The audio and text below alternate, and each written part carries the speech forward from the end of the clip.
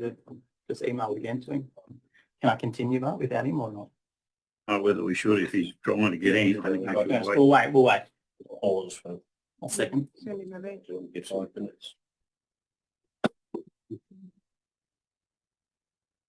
His mistake.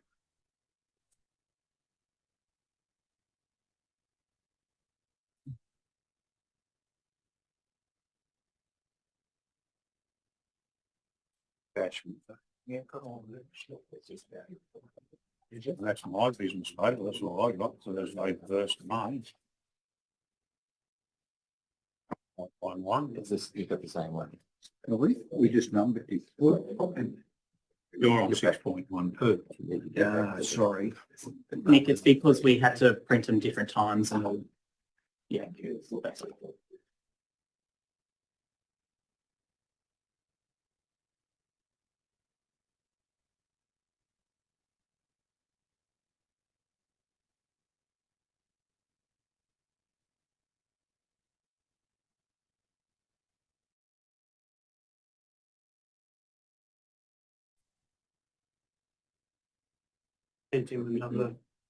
We've just sent him another link, so we'll just give it a second and then we'll come back, councillors.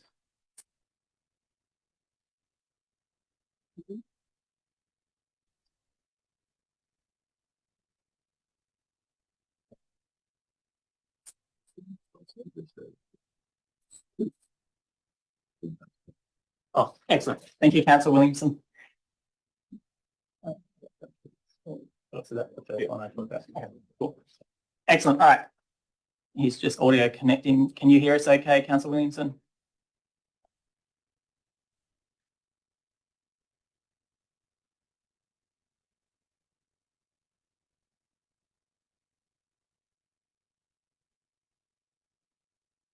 Councillor Williamson, can you hear us now?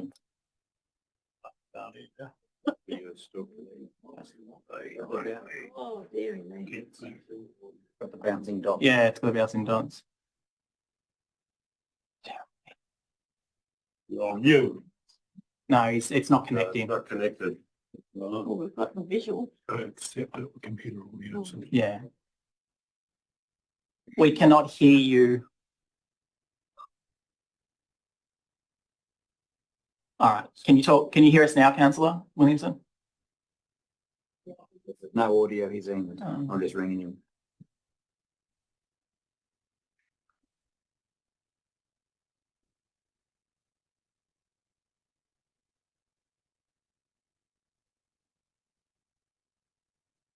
Can we try to turn his audio on in this end or not? Bye. Councillor Williams, can you log out and log back in? I don't know if you can. Can you log out and log back in? Send it. Yeah, send Send him it. a text. Is he actually frozen on the screen as well? Okay, thanks. He's gonna try a different device. Because he's frozen.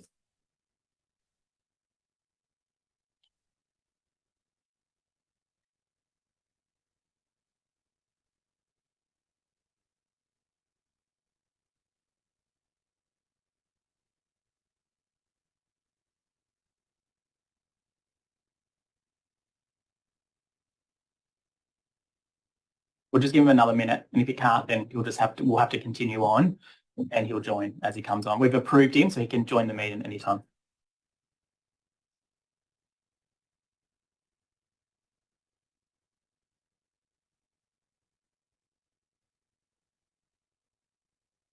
You talk to him. See how he's going. If he's doing any good, Lex. Device, it might even be his phone, so.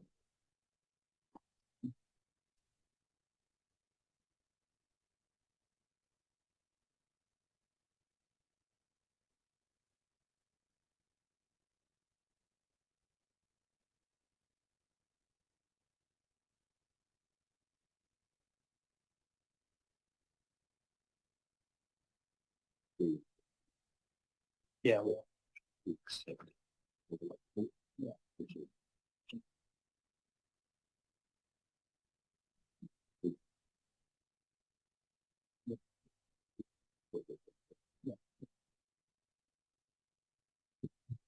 All right.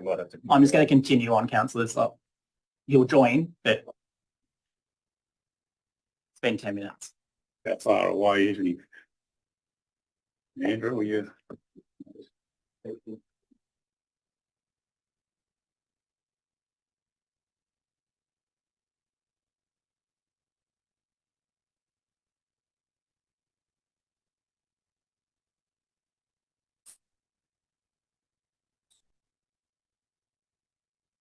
Here we go, another one of them.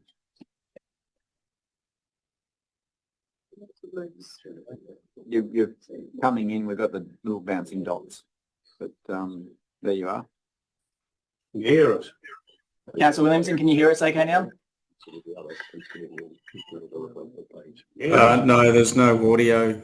It came through my phone, but no audio coming through from council. We can hear you okay. I can hear you. Yes. No.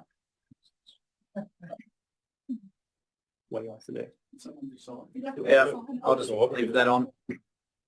No, you can't. No, he has to be on. No audio coming through on the machine. We can use the phone for audio. Let's go ahead. Can you ring your phone number? Back up the copies. I can try. We didn't have an Easter drink, so. All right, I'm going to continue because we can't. I know. Fortunately, I'm going to have to continue. Yeah. All right, councillors, we're going to move on. We're going to jump straight into the late business report, the S.1. And that is just to amend the income statement for the cash flow statement replacement on the statements in the operational report on page 128. So this is just noting it that it's just a late report, just to be put into the operation plan. Do I have a mover? Thank you, Councillor Summers. Seconder. Hi, thanks for calling Snowy Monaro Regional Council. All those in favour? Unanimous. Thank you. Oh, sorry, Councillor Williams is not, so we'll just have him off the meeting until. Can you talk?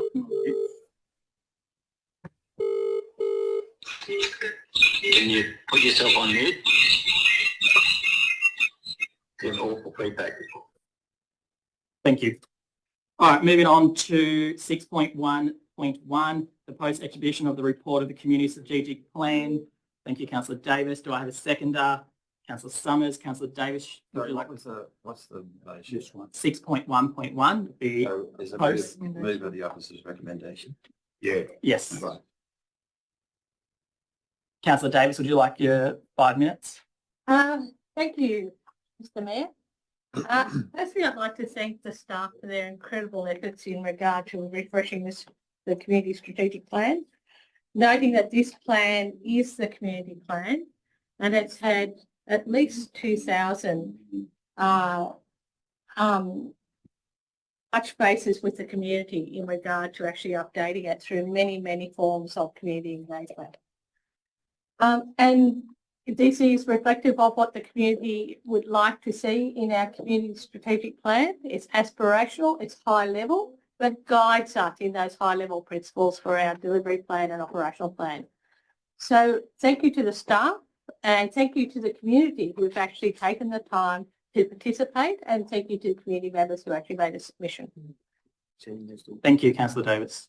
Do I have someone speaking against the recommendation? Councillor Oates. Mr. Mayor, you might like to clarify, there's some amendments to make. When would those be? You can make them now if you'd like to. Right. Yeah.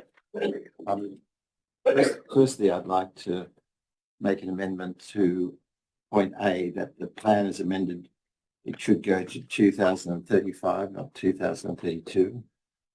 Oh, sorry, hang on a second. We're required by law to have a 10-year time frame.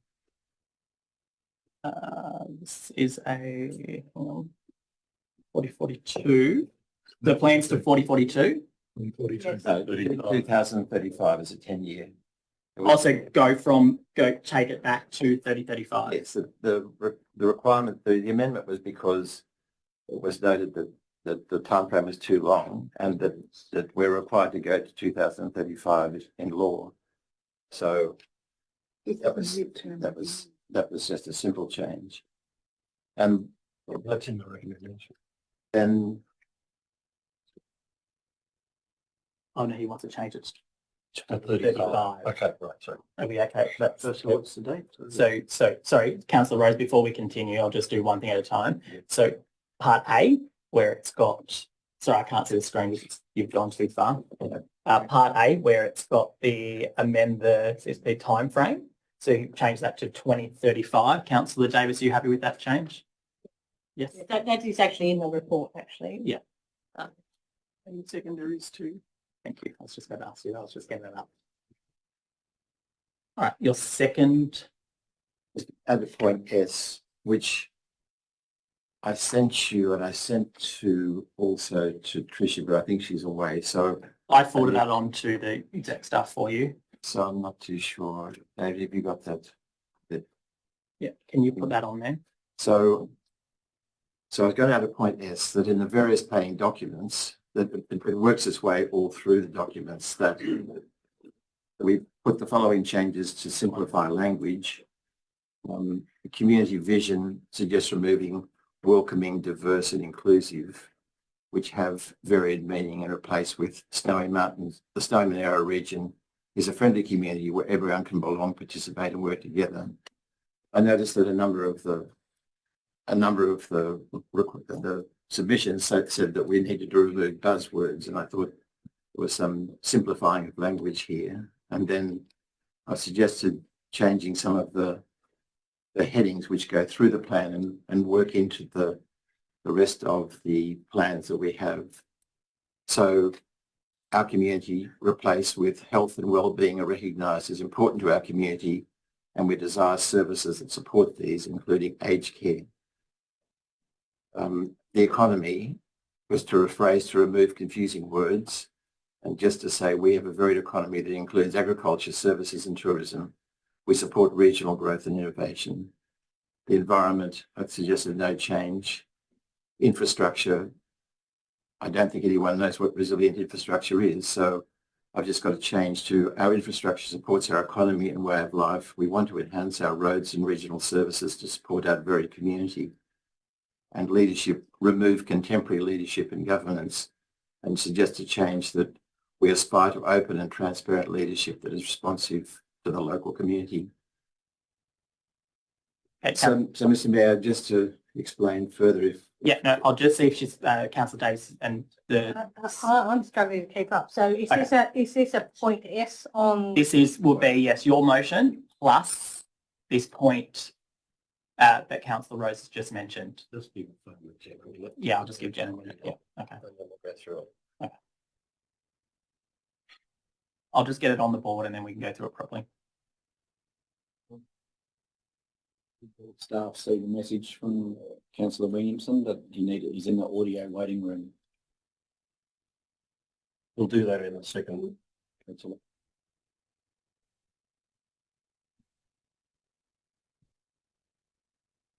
Sorry, we're just going to put this into an actual amendment. So we'll come to yeah.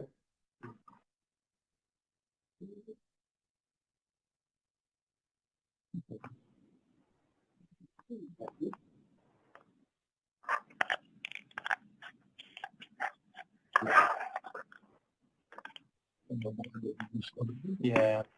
Are you there?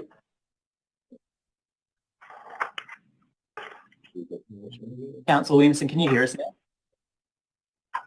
I can. Excellent. Oh, we can hear you. We can hear you too.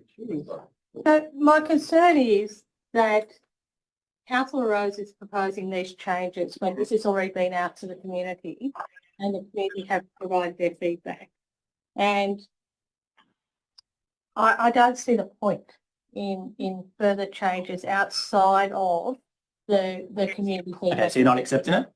So no, I just don't see the Okay. point. And it doesn't really change anything. It's just changing the words in the document. It's not actually changing the document. It's only changing the words in the document, if I'm correct. And also changes. Councillor Rose? So Yeah, no. okay. So okay, we'll just get it up and then I'll go through the process. Are we happy with that? We are? Yeah. Okay. You got it now? So the mover of the motion hasn't accepted, so I'll see if there's a seconder for the amendment.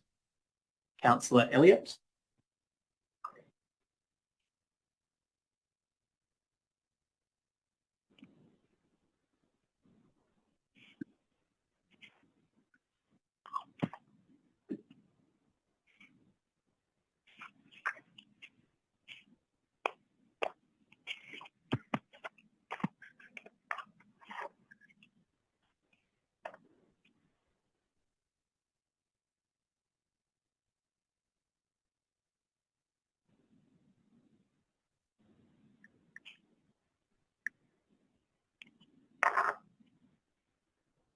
Councillor Williamson, if you can just put your phone on mute if possible, there's a lot of background noise going in there. And then just,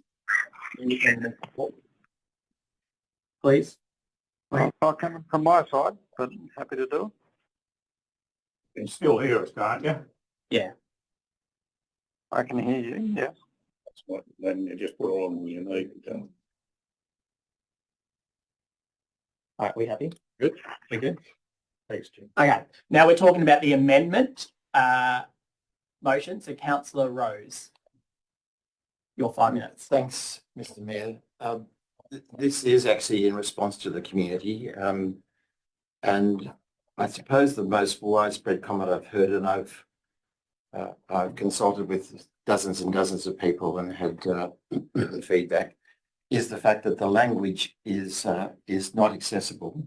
The language that's used is often using a range of what's one person called buzzwords, and I think that's right. So I don't want to nickel and dime it, as they say, Mr. Mayor, as you probably heard in North America. I'm still not too sure what it means, but I think it means you don't sort of try and interfere with everything. But it just seems sensible to actually make this simple and more readable. And so it doesn't look like it's been written by AI, but it's actually written by a real person that says real words. So I don't think it's any big deal to do this, but welcoming diverse and inclusive community doesn't mean anything, and it actually has some various meanings that could be unfortunate. So I think just to say something as simple as the Snowy Monaro region is a friendly community where everyone can belong, participate and work together is a simple way of putting a community vision up.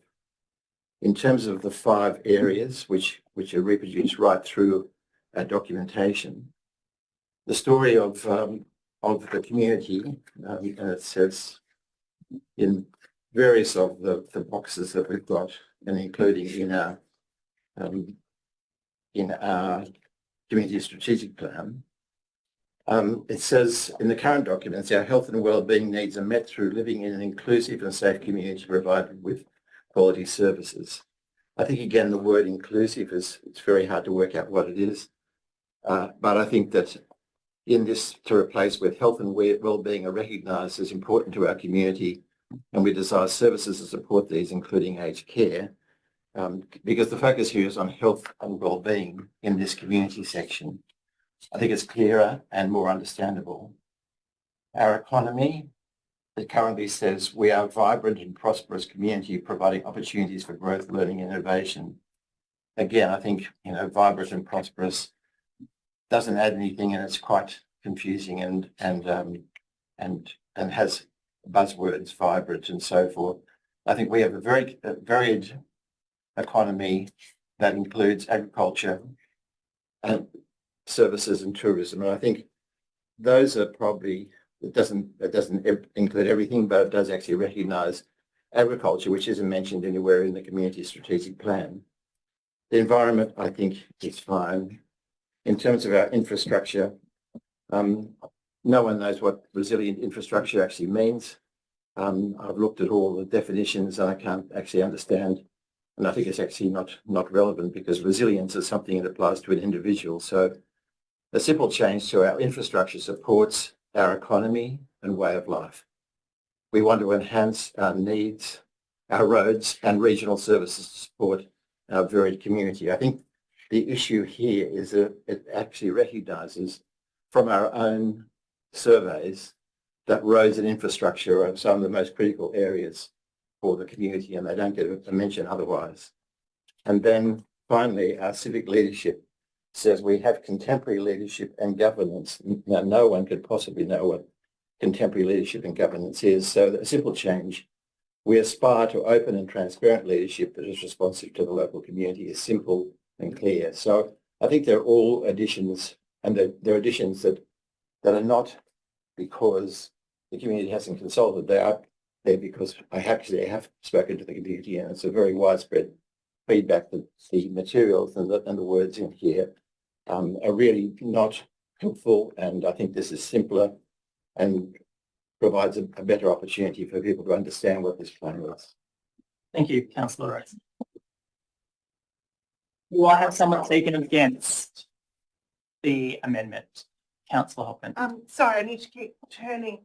There's quite a lot in the amendment that I agree with, but there are a few things that I think are a little bit detrimental to remove.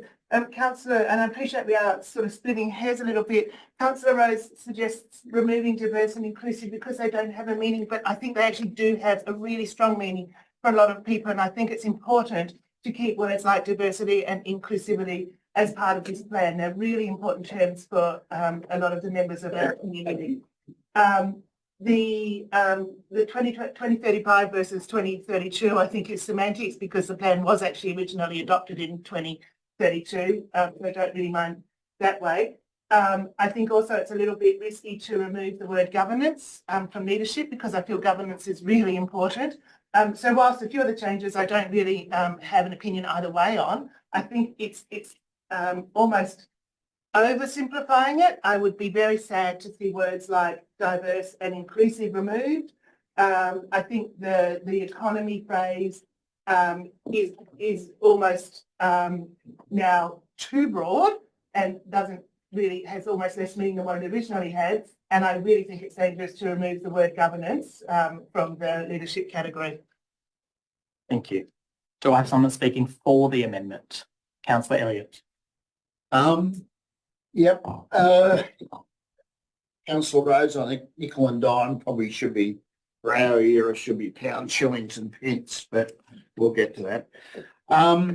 Two major points, I think. It is a community document, and I think it's important to give it ownership to the community and try and make it as simple as possible. So that's why I like the fact the wording that Councillor Rose uses.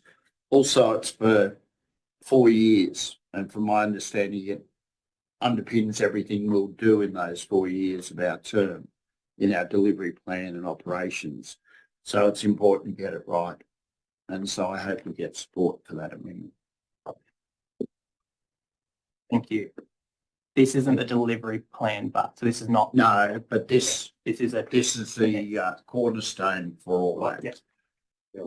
Can I ask a question, please? Yes, Councillor Williamson. Right. Thank you, Matt. It's a bit difficult to see on my screen, but it seems to have the words 2.2, our economy, and to replace words with we have a varied economy. You know, is that correct? Is that what we're doing? Yes, that's correct. If this was a correct.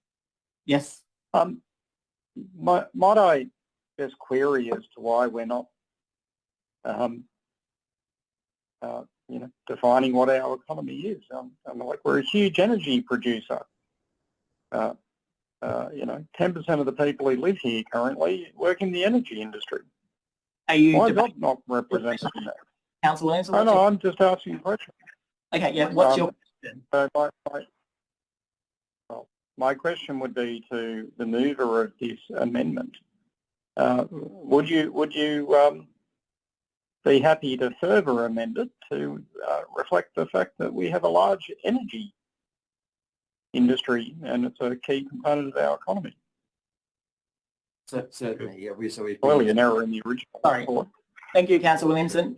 So you're suggesting that we actually amend that includes agriculture, services and tourism, that includes agriculture, energy, services. Sorry. And I've got another one I was going to bring up. Sorry, Councillor Stewart. Thank you. I'll just get one at a time. Are you happy to change that, Councillor Rose? Yes, I can help there. I'd like to put the timber industry in, if you're going to. It mightn't be big up this end of the council, but it's very big down our way and it's expanding. It looks like when you take over the mill down there, we're going to expand. So the timber industry is very important to us down there. I was going to put actually before council. All right, so Councillor Rose, are you happy to add the word timber? I'm very happy to add timber. It starts to become a little longer, but it does. But currently, it doesn't really explain anything because it just says we're prosperous and we have opportunities for growth, learning, and innovation. Well, it doesn't tell us anything. So. No, I agree with it, but I think they are the major economic boost to our area, and I think it'll be unfortunate to lose one of them Thank you, out. Councillor. We just want to change the words. We've added energy and timber in there. Excellent. You happy with that, Councillor Rose? And I'm happy timber with in it. there. Okay, excellent. Do I have someone speaking against the recommendation? Councillor Davis. So I think the point's been missed, that this is a high-level strategic document with, and the 5 areas we're talking about are themes, and they are fleshed out more in the body of this document and even further in the delivery document and our operational plan. When we get into detail in the themes, we don't allow ourselves that broader opportunity of actually being able to bring in other things. So it's a strategic document. It's high level. It allows us flexibility. And what we're doing is actually limiting that flexibility by being very prescriptive in what we're actually saying. And the other issue I have is that to say that the community doesn't understand, actually, there are a lot of the community who use these terms every day. It is normal contemporary language. And yes, our older community may not use it every day, but the younger community are, because that is the language we're actually using. So it's about the high level themes, which are then further divulged in the document and our supporting documents, a delivery plan and operational plan. Thank you. Do I want someone speaking for? Councillor Thaler. Mayor, I could ask a question. Question, yes.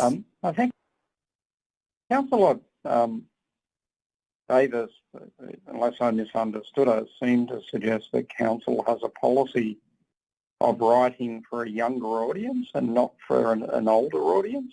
What's your question? Her words were, it's their language that we use. What's your question? Is that in fact our policy? Do we have a policy to write documents using the vernacular of the younger audience in the community? That's news to me. No, we do not. Right, thank you. Thank you. Councillor Thaler. I rise to speak in support of Councillor Rose. I think the words that he's come up with bring it back down to a very simple statement. If you look at our community, replace health and well-being are recognised as important. And our economy, we have a varied economy that includes, and we've now actually limited it to a couple of things, agriculture, energy. Without pointing to those major factors, anybody that's reviewing our area for lifestyle choices, investment choices, they've not had their attention drawn to there are opportunities in timber, there are opportunities in energy. It might seem obvious, but we're talking as well to international audiences these days, people who are looking to relocate to Australia. So I think it's handy to have some pretty plain speaking. And contemporary leadership and governance, change it to we aspire to open and transparent leadership that is responsive to the local community. I think the community behind us and online today will well recall the last meeting where we voted against a transparency motion. So we can't say we're transparent when we voted against transparency. We aspire to transparency is more honest. So without picking on anyone in particular for how they voted, the video record shows that we are not very transparent. We aspire to be transparent. It's a work in progress. I like Councillor Rose's words as more contemporary, more plain, more simple. The other thing is when you read the documents, they were heavily laced with the United Nations Sustainable Development Goals, and the community feedback was to have those removed, which they will now be. And I think that the language used to be paired to the United Nations Sustainable Goals. And so by removing those goals, it becomes more of our plan, which was our argument to remove those goals. And now this is more our language as well. I think Councillor Rose has been here long enough that he has well encapsulated the community's attitude, the community's opinion. He certainly speaks to a lot of people, takes my calls. And I think it's a great way of expressing who our community is in plain terms, and by removing the United Nations verbiage or language, I think Councillor Rose has encapsulated our thoughts and who we are much better than it was. So I commend it. Thank you. Do I have someone speaking against the amendment? Councillor Rooney. I'm concerned that we're taking out language that has been seen by the community and presumably approved by the community, and substituting our own words into a final document that hasn't been. These words have not been cleared by the community. So I'd prefer us not to spring this surprise on the community at this stage, and to stick with the words that they have already seen and presumably have agreed to. Thank you. Do I have someone speaking in for? Is there against? Sorry, I just wanted to seek clarification if I could. A question? Question? There's no such thing as... Did the community in fact approve the document? I don't believe we had a plebiscite or anything like that. So is that the case? Was it approved by the community? I'm happy to do that. I'll pass it on to the CEO. Thanks, Mr. Mayor, and through you. The draft community strategic plan was placed on public exhibition as is required under the Act and the regulation. Community feedback was requested, sought on that, and this process now that you're going through is to consider that feedback from the community. The changes proposed here are not being recommended or suggested by community feedback. It is a community document, but ultimately it is council's decision as to what the final form of that document is. Yeah. Just a follow-up question. Out of the sort of 22 or 24,000 people in the community, how many of them responded to the exhibition of the document? It's in the report. Oh, sorry. Through you, Mr. Mayor, we'll just check. It is in the report somewhere as to how many submissions were received. This is reporting back on those. I'll just see whether Mr. Rawlings has got that available quickly.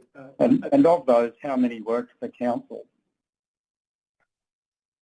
What? There's a couple of councillors that put submissions in around the table. Can't talk on staff.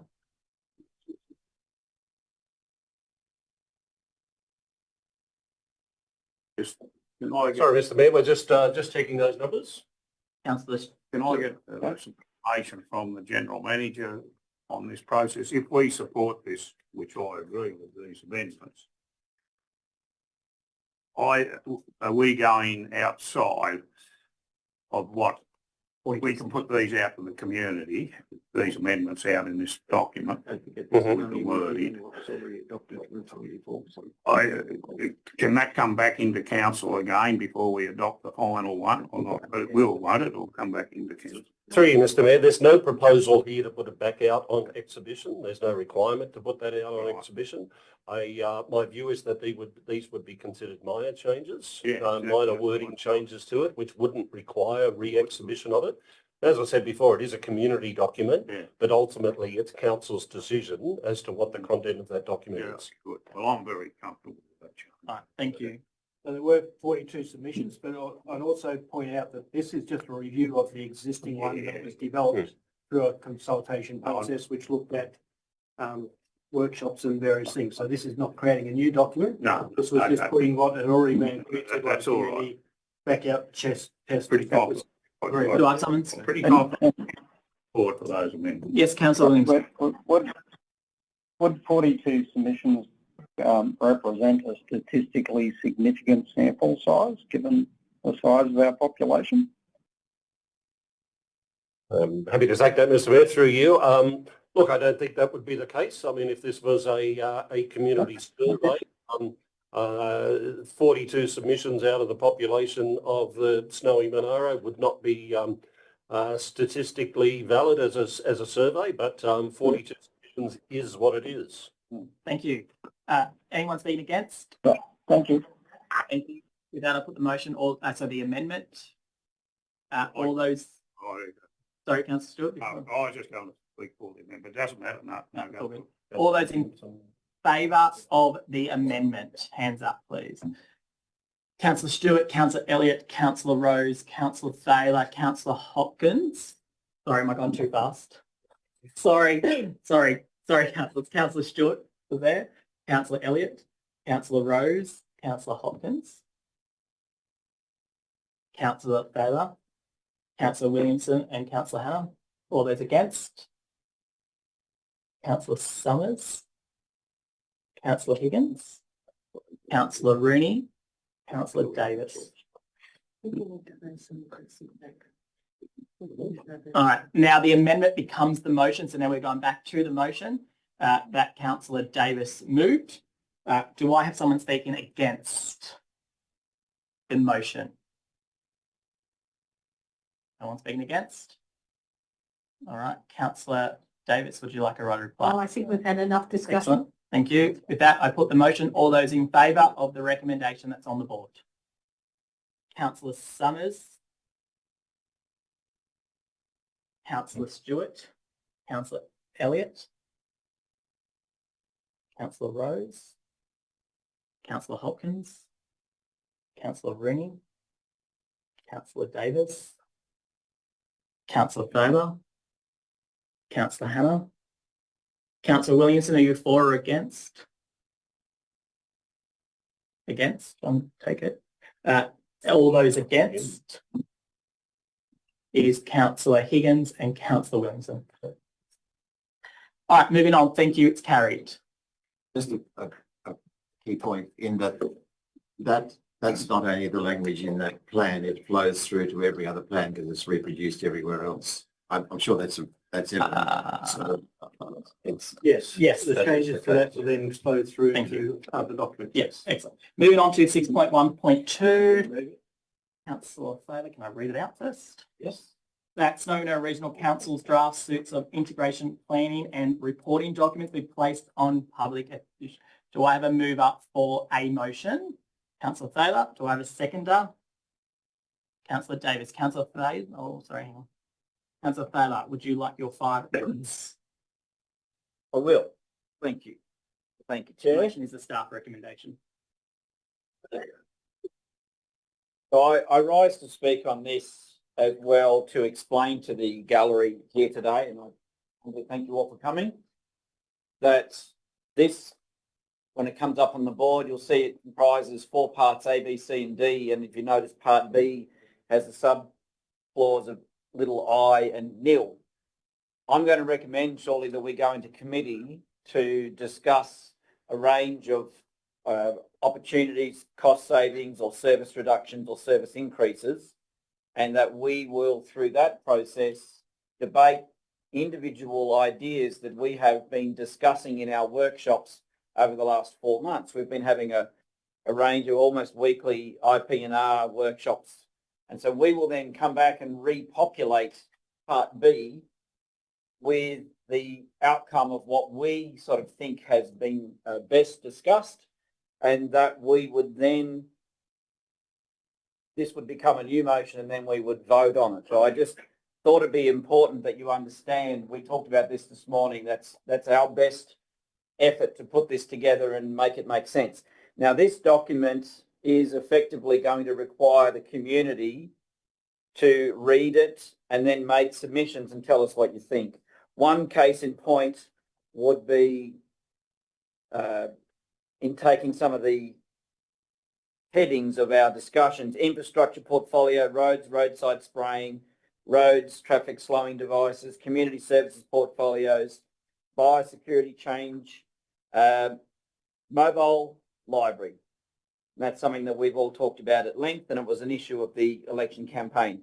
So we can suggest that some things come out of the budget, some things go in. I'm going to recommend that the mobile library go in, which has been our discussion. How this works is that the community is then required to tell us we got it right or tell us we got it wrong. And that's a 2-step process, and we'll come back in about 5 weeks and hopefully take the community's feedback and formulate that into the final document which guides us for the 12 months forward. So I now move, Chair, that we move into committee to discuss this document.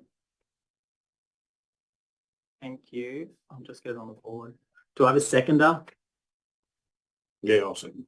Councillor Stewart.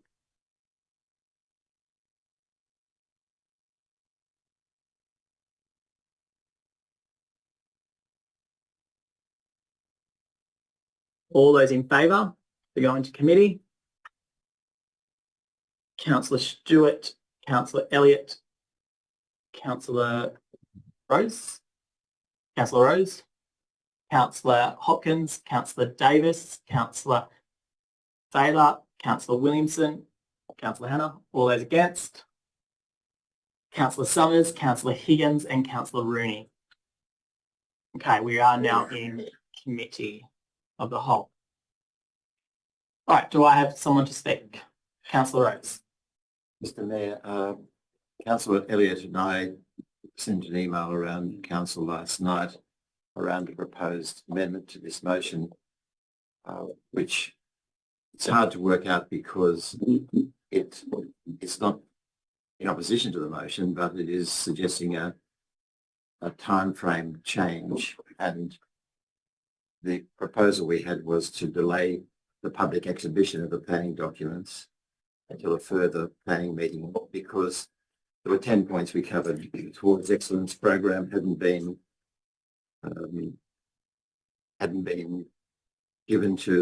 presented to new councillors. There were some implications from the staff survey. Staff numbers need to be re-examined. There's issues around tourism funding because we didn't have a chance to address that because the motion has been in abeyance for a couple of months around that. There's a few other things that we've put up here. I think they're all important points, but I'm also aware, and this Damshay might be able to give me some advice about this, because obviously there's a ticking clock here in terms of when documents have to be in. Perhaps you could just indicate what those are, if you wouldn't mind, Mr. Damshay, just in terms of where the time frame is and when we have to have approvals in place to meet the deadlines required by state government. Through you, Mr. Mayor, it is a tight time frame, yes. Ideally, the council would adopt its operational plan and delivery program, and including that is the budget, by the 30th of June. In order to do that, you need to place the document on exhibition for 28 days. The key date for council to levy its rates, to issue the rate notices, is the 1st of August, is the critical date. That is the last date that rates can be issued. So you are on a tight time frame. The process normally is that you would place that on exhibition from this meeting here, 28 days, a meeting before the 30th of June to adopt a final delivery program, which then enables staff to do all the work necessary in July in order to issue the rates and have a budget in place and adopted from the 1st of July. That's the time frame that you're on. Thank you. Can I just ask one more question, Mr. Mayor? That is, if there was a delay in this to reconsider these documents, to go out to delay this by 10 days or 14 days, would that imperil the requirements that we have?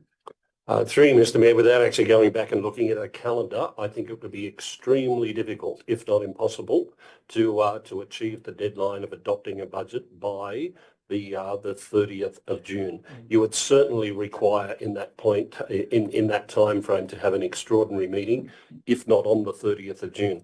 Remembering that you do need to consider submissions received. Placing the document out on exhibition does invite submissions from the public, and you need to consider all of those. Staff need time to consider all those submissions and present that back to you with recommendations based on that community feedback. It would be extremely difficult to be able to delay this even by a week. That's helpful. If I can just follow up on one further issue in terms of timetabling. I think that, as I recall, it's something like the 17th of June or thereabouts that we've got the next ordinary council meeting. Now, it's somewhere around there. I just checked the date again. Around then, yes. So May you're talking about? no, June. Sorry, it's the 19th of June. So I can see that the timetable is significantly a challenge, but there would be a possibility for us to have an extraordinary meeting the following week to deal with any issues that we needed to, I suppose. So, comment again. If I could comment again further, Mr. Mayor, the further issue is the time taken to address these matters that are proposed under the amendment that you put forward. There's I'm not sure I can see the whole thing there, but 6 items, is there, or 6? 10. Oh, 8, 9, 10. You've got 10 items there. One which is considering the structure of the organisation as well.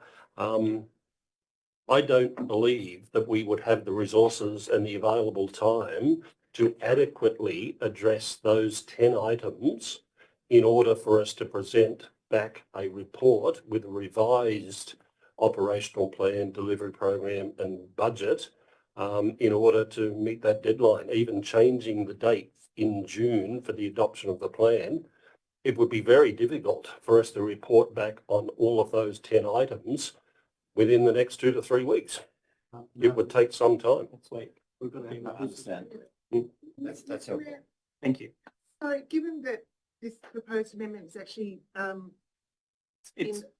against what the current motion we were talking at, could we make It'd be a foreshadow motion, Yeah. with my understanding. I don't think it can be I think amended. we're discussing something that doesn't exist at the moment? Yeah, that's I all. just wanted, We I probably should suppose- talk through the mayor. suppose if I could just talk to Councillor Hopkins about this, because I think the intention here really was to say, well, here's some issues that have come up for us.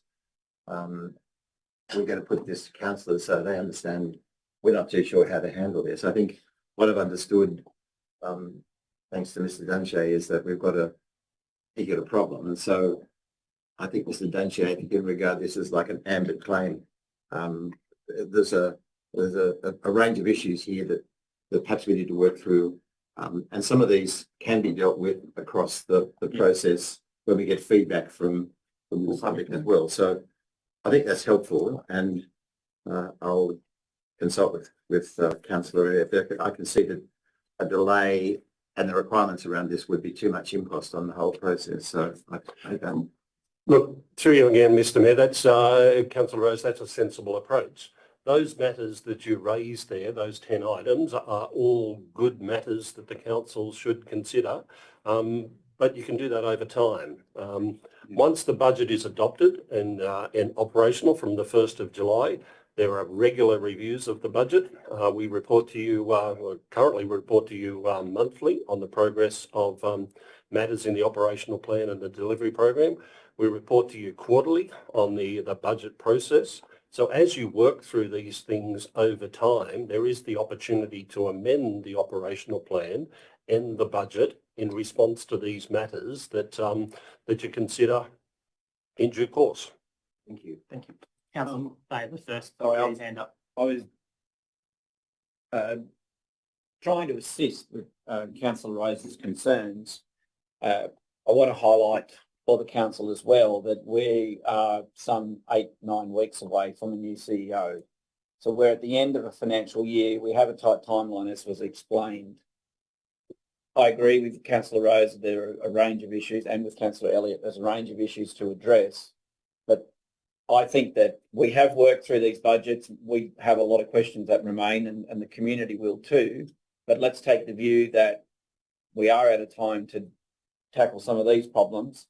Let's tackle them with the new CEO. We still have the legal requirement at law of a review of the corporate structure and all these review of delegations, things like that. So I think I would recommend that we don't delay. We've got to this point that we march through this. We can accept it as an imperfect, or it doesn't hit the perfect button, but it's what we've got for the moment. We then turn our attention to hiring a new CEO, and then that new CEO's flavour starts to come back through this with our guidance and conversation. So I wouldn't support delaying. Thank you. Councillor Elliott. If I could put a question to Yes. Mr. Dunshea. Is the delivery program, is that still flexible? it says for 4 years. That's not set in stone. Through you, Mr. Mayor, no, you can make those amendments on a regular, if you want to amend your delivery program as well as your operational plan, you can do that. You could do minor amendments, or if you wanted more significant amendments, you could put a revised plan out on exhibition. So yes, you can. Yes, I can. Right. And it's quite an easy process. Put a motion up. Oh, sorry. Yep, no. No, you can put a motion up at any time and change the delivery or the operation plan. Take things out, add things in at any point in time, Councillor Elliott. Okay. It's one of our biggest concerns was the Towards Excellence program. There's quite a lot of money, as you know, but we didn't want to miss hearing, what that was about.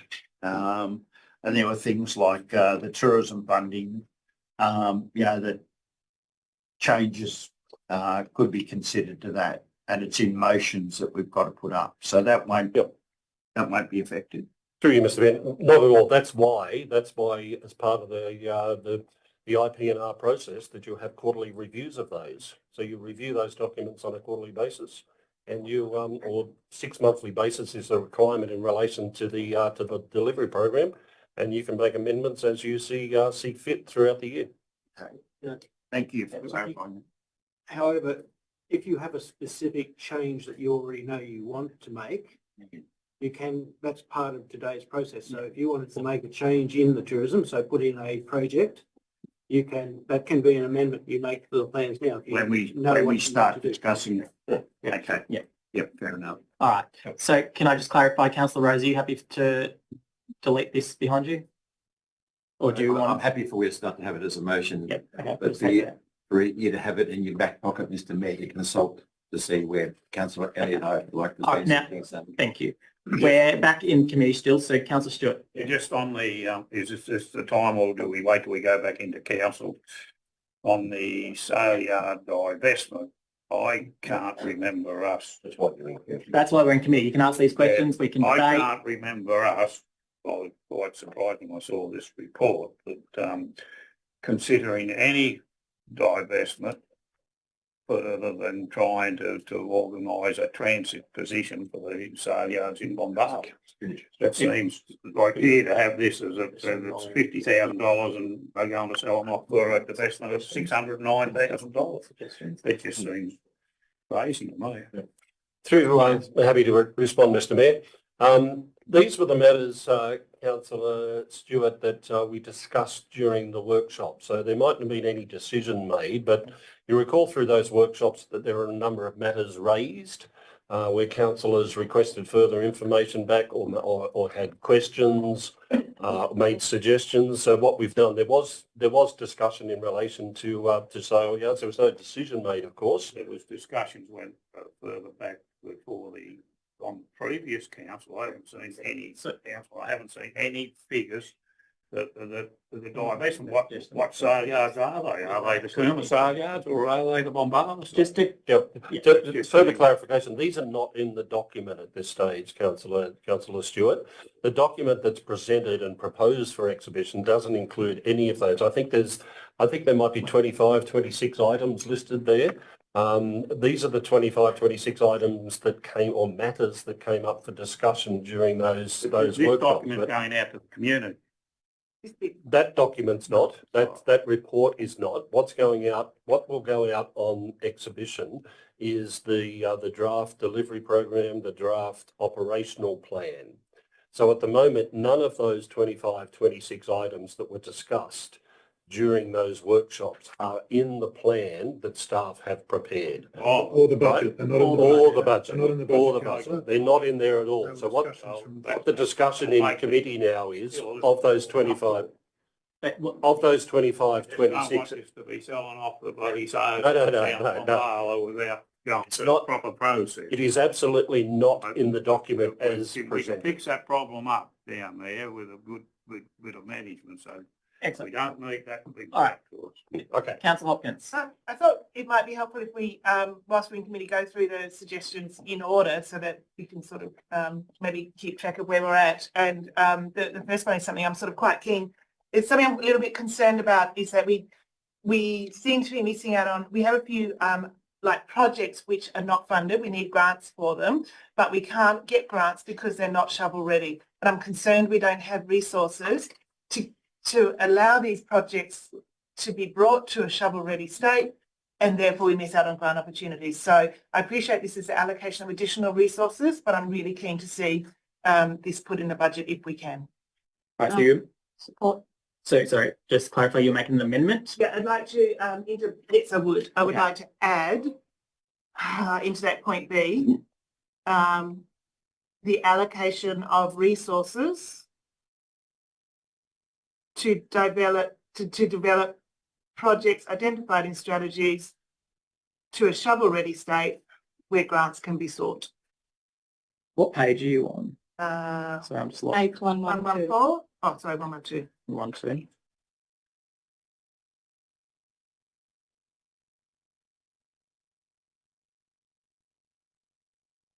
Excuse me, Mr. Mayor, can you just clarify, Councillor Hopkins, is that on this ongoing impacts $180,000 cost? Is that what you're? Yeah.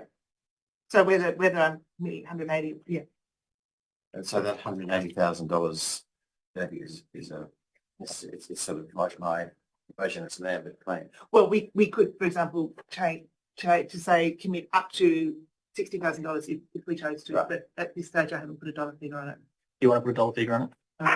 Should I put a dollar figure on it? Sorry. I think that is the cost. If that's If what we we're were to do doing, that. give the indicative cost of doing that job. So the pricing is in there. So if you want that service, those are the costs of the Okay. service. So I need to find 180,000 in savings if we were to put that in. Yes. Happy days. There's a rough budget to work under. There's been 186,000 of identified savings, and I'm going to push for the library, which is around 135, and then there's potentially 50. Sorry, let's do No, one can't at we- a time. we go one at a time. Amendment. Do I have a, are you happy with that? Can I just check the wording? Please, the wording. Yeah. A little bit. That resources. Yeah. Allocate resources 180.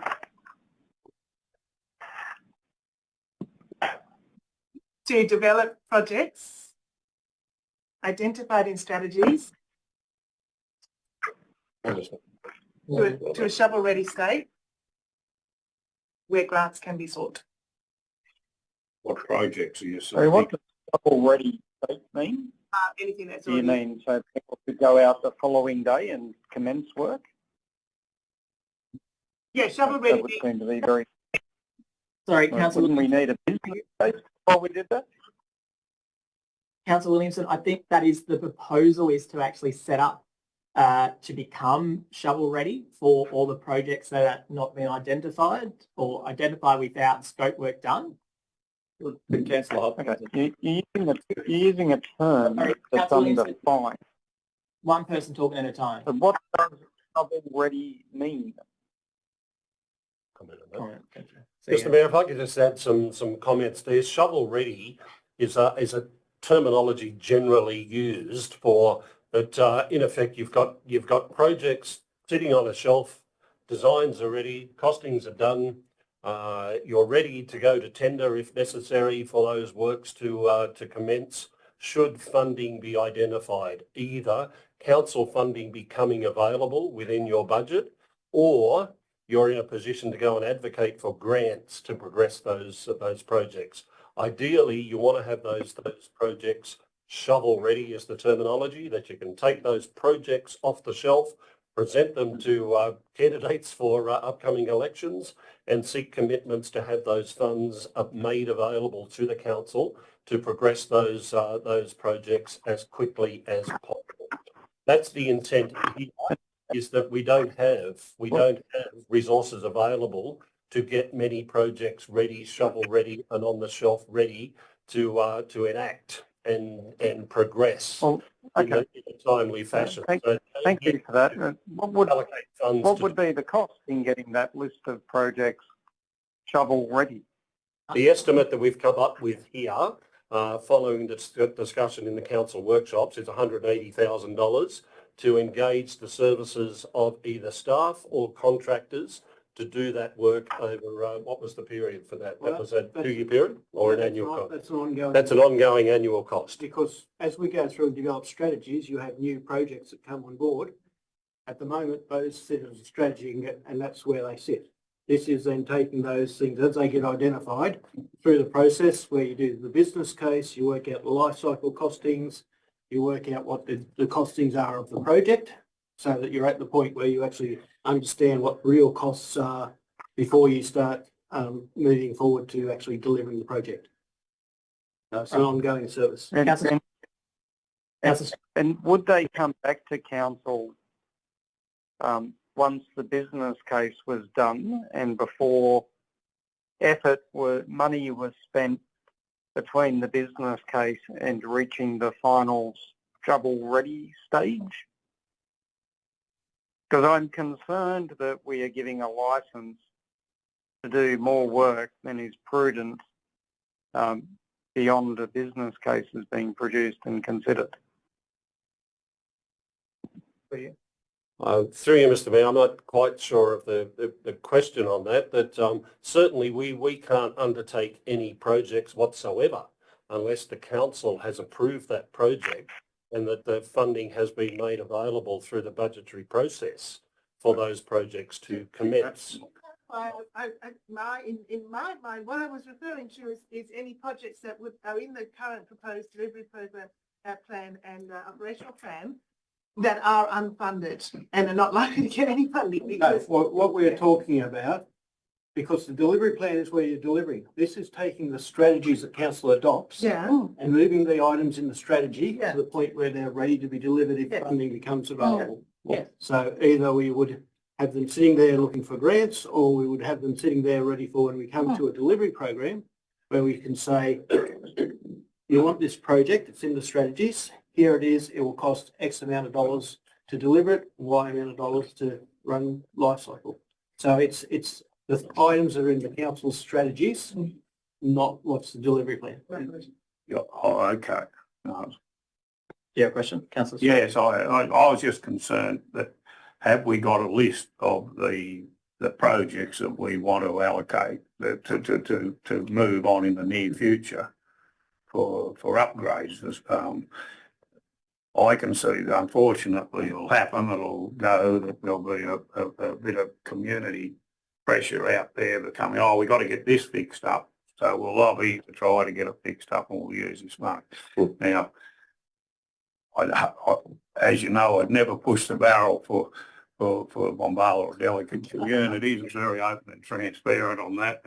But we have got a project down there to fix the tennis courts up for not a lot of money. Is that, I haven't seen that in anywhere as a top project to be assessed for this. And I think we should look at those type of projects and have them before we allocate this money, and we know in the next 12 months, these are the projects we want to try to get funding for, and we want to know what they're going to cost to maintain afterwards. And have we got those? I don't know whether I've seen a list of them. Through you, Mr. Mayor, there's lots of projects in council's forward planning, future works program, and it is always council's decision to set the priorities in relation to those projects. Staff don't do that. Staff don't do that. That's what I'm concerned. We would have those projects in based on condition assessment of assets in terms of their renewal, future works, but we wouldn't. I haven't seen it, I think. Well, you would have future works programs, you would have future asset management plans. You may not have seen those, but certainly they're there to varying degrees of currency within the organisation. Part of the money that we spoke about during the workshops, the $100,000 for progressing asset management plans. That's all about condition assessment. It's looking at future works programs, about setting priorities internally for us to present to you based on condition assessment, based on future needs as we see it, for you to set those priorities. So, no, you don't have a list of those, no, that's what I was currently. concerned about. But I'm not against it.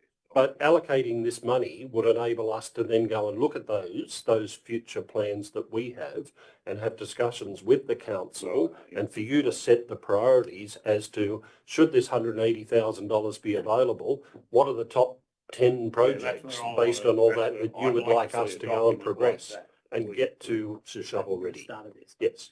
Councillor Thaler, then Councillor Rose. Can I propose a somewhat of a compromise and assistance? Could we limit it instead of 180 to say 50,000, or in brackets a half FTE? I don't think we need to have more than one FTE role dedicated to just, I think that touches on Councillor Williamson's point.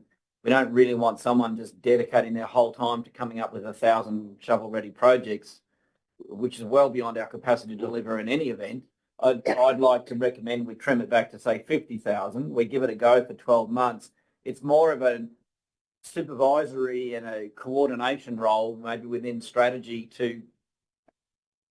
No, sorry, but it is a fairly technical role to take projects and design them.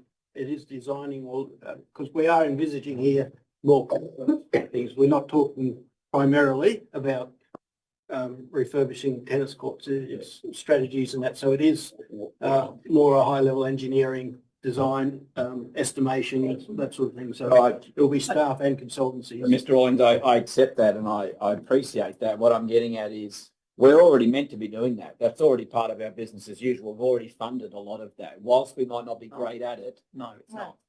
proposing a midpoint between, we designed the mountain bike tracks in Jindabyne. There was an enormous amount of work involved. They were shovel ready. They were made shovel ready and handed to us in the last couple of meetings. So that's from a grant funding that we received, but we did not. So just to clarify, this is getting us ready. The biggest issue we've had, especially in the federal election what just happened, we have nothing shovel ready pretty much. So we could not go and say, give us $10 million for this or give us $5 million for this, because we're not shovel ready. We don't have, it's not in our plan, it's nothing. This will allow us to start doing that. Things like the tennis court, I'm going to be very hypothetically, in Bombala, it's being shovel ready. So when the politicians start coming to us asking for it, then we've got a document that says, here it is, this is what we need, we're shovel ready, this is how much it's going to cost us. Look at Bega, they just got $16 million to upgrade a swimming pool. That was shovel ready on that swimming pool. We didn't get a cent. So it's actually, that money is going to help us long term of getting things sorted. So when there's a state election in 18 months time, we're going to have a project plan, I'm assuming, that's going to say, this is the money we need, give it to us. This is shovel ready. That is what this money is going to give us. Yeah. And I'm just trying to be mindful of the overall. Theoretically, we're working inside a constraint of a surplus available to us of around 186,000. Yeah. Which I'm saying this would gobble it all up. So if we can pare it back to, let's say, 50,000, we give it a percentage roll. Bega hasn't got the 16 million. The election's on Saturday. So there's a lot of pressure in the community, I would say, that there's an expectation, let's get this library van on the road. And we've talked about that a lot. We can't do half a library van. We can do half of this. So what I'm going to propose is, can we pare it back from 180 to say 50 or circa half FTE? It doesn't have to be a fully dedicated role. It's an experimental year one. I would argue a lot of the work that we're talking about creating shovel-ready projects is actually business as usual in the staff, that they are going to prepare shovel-ready projects as a consequence of recommending maintenance, upgrades, infrastructure renewals, road reseals, the like. So we're already meant to be doing that. Okay, I get your point. So Councillor Hopkins, are you happy to change 180 to 50, or what would you like to remove this one? I don't really, I actually just think that we can make it at this stage, we've got a lot of things to discuss and it may not even get up. Can't we just remove the dollar value completely and say allocate resources to develop projects identified in strategies? You need a dollar value? You need to be clear and precise, because you're accepting or developing a budget. Okay, so may I ask a question then? Is this an all or nothing? Can it be done with 50,000, 80,000? Is this an all or nothing? Through you, Mayor, I'll take that. If $50,000 was allocated through the budget for us to progress shovel-ready projects, we would do what we could with that $50,000. To what extent, how many that would be, I don't know at this point. With $50,000, it's unlikely that that would be an ongoing staff resource. I would anticipate that with $50,000 that we would identify one or two projects and look to outsource that to get that done as a one-off thing. And if that was recurrent, we would do the same thing in future years. Yeah, I doubt $50,000 would be sufficient for us to be able to engage an appropriately qualified and experienced officer, even on a part-time basis, to achieve the outcome. Thank you very much. That's what I suspected and was concerned about, that giving a little bit of money is actually going to have no impact and therefore would be of no benefit whatsoever. It does concern me that we do have a lot of projects which we are just not getting funding for because we're not shovel ready. And so I do think this is important. I'm very happy to reduce the number to, let's make it 100,000 then at this stage to allow us the opportunity to move on. Okay. And see where we go. Yeah, excellent. Do I have a seconder for the amendment? Thank you, Councillor Davis. So we're still in committee? We are still in committee. So what? So could I just clarify a few things now? I would like, I support Councillor Hopkins' approach here. In fact, I'd like to use some additional words here to insert to seek possible after 100,000 or after to develop projects and to seek possible grants. But we've got where grants can be sought. I just think that the Sorry, before you can to do was to actually put the grants up as a primary process rather than where grants can be sought, because it feels as though one of the things we're missing out at the moment, we haven't got a grants officer, and this could be a grants officer plus a shovel ready officer. No, I think to get a grants off, to have somebody who's... Sorry, can we all come back to the table? I'll take that to the CEO, but I don't believe you can actually add that in, CEO. No, $100,000 for a grants officer, is, if that's what you're suggesting, is not going to achieve what the intent, as I understand from Councillor Hopkins, is. But this is to allocate resources to actually develop projects, business cases, where practical designs, and get them ready, available to implement. A grants officer is not going to do that.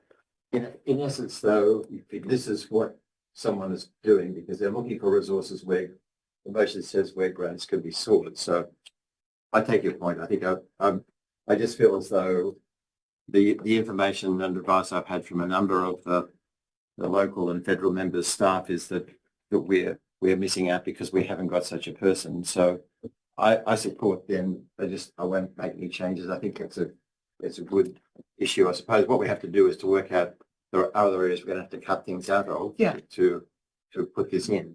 And whether at some point staff will come to us asking for more money, that's something we'll see down the track. Fine. So what we're going to do is, because we're in committee, we are going to debate it. We'll vote on it. And then at the end of when we go back into the meeting, I will then put up a motion to adopt all recommendations that we did in whole of committee. So we're currently debating this amendment. Does anyone want to talk against it? Councillor Rooney. Well, I oppose it for two reasons. Firstly, this is not enough money to be effective. We've been advised by staff that 180,000 would be required. And secondly, it's more than we can afford. Aren't we in a budget deficit situation? We're supposed to be tightening our belts, not spending money on speculative ventures in the hope that we might get grant money from the state government later on. And in any case, the appropriate time to prepare projects to put to the state government would be next year, next financial year, when the election is impending. So it's too soon to do it. There's not enough money to be effective, and it's more than we can afford. So I will be opposing this. Thank you. Do I have someone speaking for? Councillor Davis. So this is good strategic planning, having shovel-ready projects. Let's use Councillor Stewart's example as the tennis courts.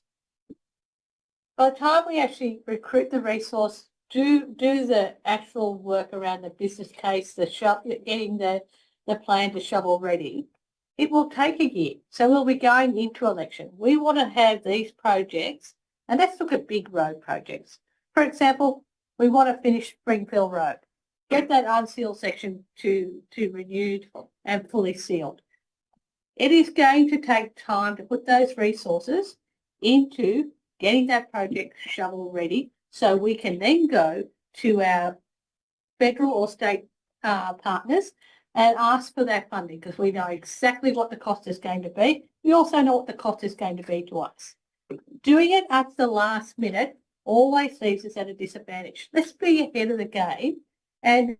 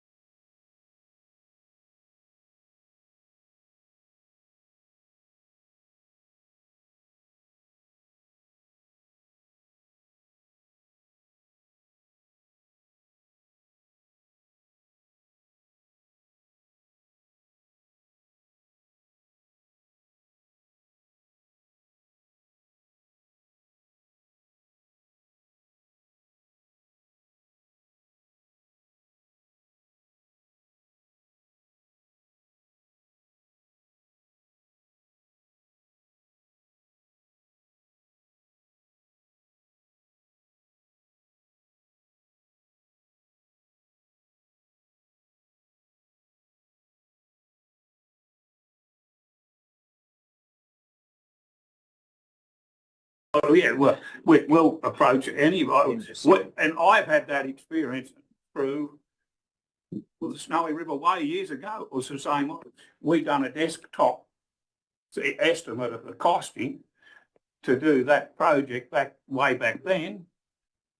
We applied to the federal government after a few argy-barges. We got a grant of $7.5 million to do that road. It was a wonderful success. But we didn't have it down pat.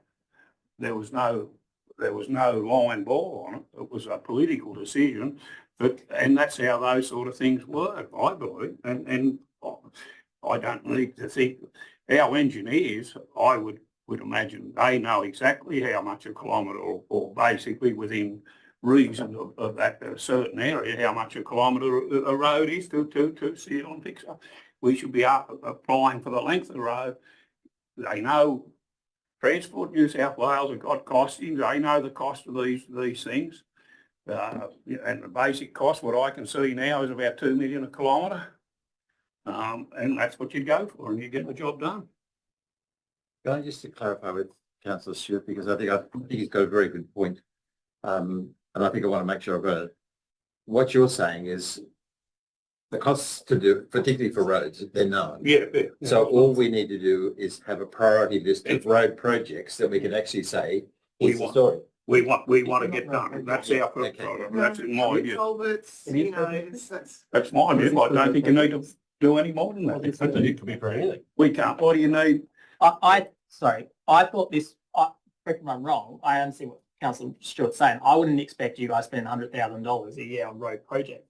I would expect things like we're upgrading pools or getting something ready for, you know, parts of MRT. I understand. I think that was an example, but that's not what I expect this $100,000 to be used for. It's more around those, I don't want to call them the fun projects, but it's the projects like your swim pools upgrade, your MRTs, all that kind of stuff that we've got there. That's what I imagine this project, this $100,000 going to. Is that correct? Through you, Mr. Mayor, that's exactly right. And as I said before, in response to Councillor Stewart, is that how we spent that $100,000, what the priority of those projects were, will be a decision for you, not us. Yeah. We would go and look at what data we have and say, based on the condition assessment, based on priorities, but what we believe would be a wise expenditure of that money to get projects ready. We would put that to you to decide. You could tell us to go and do designs, $100,000 worth of designs for roads solely. That's your discretion. But that would be silly. Yeah. Councillor Fowler. I would just like to assist councillors, bring the discussion back to the actual core element. We're not setting the budget, we are setting discussion points for community feedback. So whilst I would advocate for a slightly lower number, and I think there's some mechanics around what this actually does, we can't just limit ourselves to saying, well, we've still got 25 more things, some of which are savings. So if we get stuck in every single matter like this, and for your benefit, Mr. Rooney, we're not setting the budget today, we're setting the discussion parameters for the community to then provide feedback. So if we can move on from this point and say, $100,000 idea, this is the intent, we lob it out, let's keep moving forwards. There are some of these in here with $320,000 annual savings. If we get through them with a little bit less fine-tooth comb, we're going to get to an end point.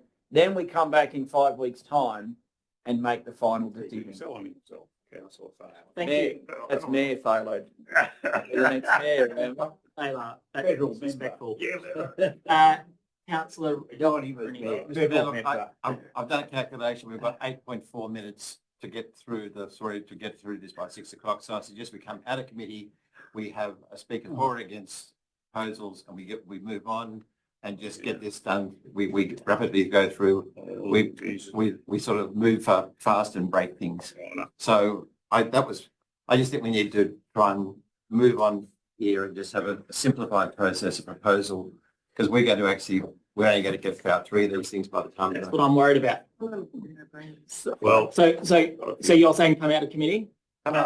What my proposal is to come out of committee and to move in with someone, each person can put up what they think that we're going to accept the proposal or amend the proposal we've got down here. We should be able to get through this. We can do that in whole the committee too, but Councillor Rose, that's what the goal was. That's what I said earlier. We can debate. We'll move on this motion and we'll put it to the council. We'll vote on it.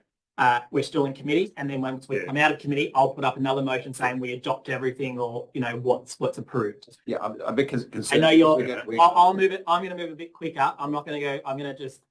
So I get what you're saying. So we're going to stick on this one. So councillors, all those in favour of adding the $100,000 to the operation plan, hands up, please. Councillor Rose, Councillor Hopkins, Councillor Davis, Councillor Thaler, Councillor Hannah, Councillor Williamson.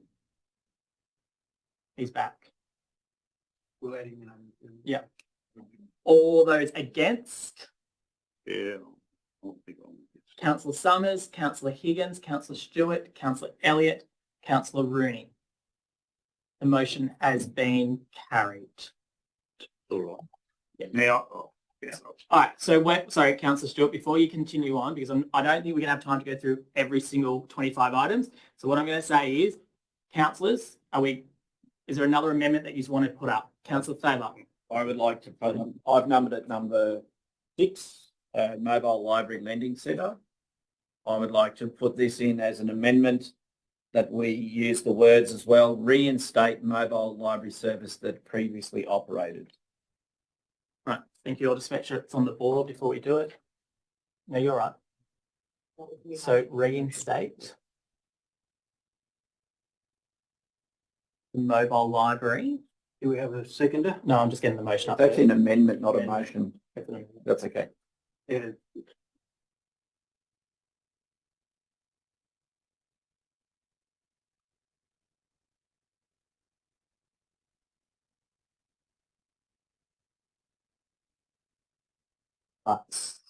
Reinstate mobile library service that previously operated. From July 1, I would add. Plan, so it makes sense. All right, do I have a seconder for this motion? Councillor Elliott. All right, Councillor Thaler, would you like to talk? I'll be very brief, thank you, Chair, that we have had a lot of discussion. I will say that's part of the reason I was elected to council is I undertook to do my best to get the mobile library truck back on the road. We've agreed the truck still exists. It's fit for service. The truck driver still exists, is fit for service. And I made an offer that I will carry the books from the library into the library van to restock it. There is a $136,000 annual cost. I think that there is enough need in the community for this, but this is not just about individual communities, it's also about our school kids. And as a young boy, I have memories of using the mobile library truck in the small village of Camberwarra. So it is something that kids should be exposed to. The library bags, the hiring of books, the hiring of DVDs, magazines, and it's a focal point for people quite often to come together. You'll see a lot of people will arrange to meet at the library truck when it comes to the villages. So I commend this to go in, and I think because I'm standing here, there's a bit of proof that the community want it because they voted for me and other councillors. Thank you. Got someone speaking against? Councillor Hopkins. I'm actually against this purely because I feel it's a little bit premature. We made a decision to cut the library and provide the outreach service. Whether I agree with it or not at the time is neither here nor there. That's the decision that was made. What we need to do is do a bit of community consultation to work out how is everything going with the current service? Do we like it? What tweaks do we need to make? That's what needs to be done before we throw it all away and go back to what we had. So whilst this may be a great idea and maybe where we end up, it's premature to do this year. I have a question through you, Chair, to Mr. Murray. I forget what your title is. He's in charge of the community outreach service. Right, yes. Is the community outreach service functioning? Is it been well received by the community? And what would you prefer, the mobile library or the community outreach? I'm asking that question. Thank you. I wouldn't answer that last bit. So the service is functioning. Is it ideal? No. And could we do better? Yes. Thank you. Thank you. Do I have someone speaking for the recommendation? No one for. All right, I'm going to put the motion. All those in, the amendment. All those in favour to add the mobile library back in, hands up. Councillor Elliott, Councillor Rose, Councillor Thaler. All those against. All those against. Councillor Summers, Councillor Higgins, Councillor Stewart, Councillor Hopkins, Councillor Rooney, Councillor Davis, Councillor Hannah. All right, it is lost. I'd like to move that we do a amendment that we review it in the near future, just get a report back on this. We did a review a year ago, Bob. Yeah, I know, but we can, and then we can change it. Yeah, we do a review since it was. I'm for it to come back in, but we've got to make sure. Moving on, does it, Councillor Rhodes? I'd like to move that we accept option 1 for the biosecurity change service. That So what Okay, page is this? what page are we on? 114. Sorry, can you give me 2 seconds? 114. All right, we have another amendment. It is to the biosecurity one. There's different options. Which option would you? Option one. Option one, no change. So option one is only spend the amount of money received in grants. Which is ongoing savings. Further down here, option one, only there's 3 options that he's only spend the money, reduce it on them. So is it? So he's cutting $1 million out of the budget. Yes. Yes. Okay. No, anyway. Sorry, I'd like to Councillor go back I to- Stewart. I'll wait. Well, I know. we go in chronicle order. No, because I'm trying to move it pretty quickly. That's all. Because we're going to be here all afternoon. If we do one by you'd be one. better. I think you would do. Yeah, going all over the place. Have you got that in there? Do I have a seconder to do option one? Councillor Thaler, Councillor Rose. Mr. Mayor, there's no bloke that's more experienced in weed control than me and my family. We spent probably about $25 million over the last 100 years in weed control. We got nowhere. It's got worse. And it's not because we haven't been diligent. And I don't think it's the fact that council is diligent. It's just theatre what we're doing in weed control, and we're better to save the money. $1 million we can put to spend on things that will actually be useful. And this is against a whole point of many councillors. I can see that Councillor Davis is already feeling anxious about this. But the issues here are pretty simple. I was at a meeting run by council about 7 years ago where we were discussing some of the issues out at Calcite.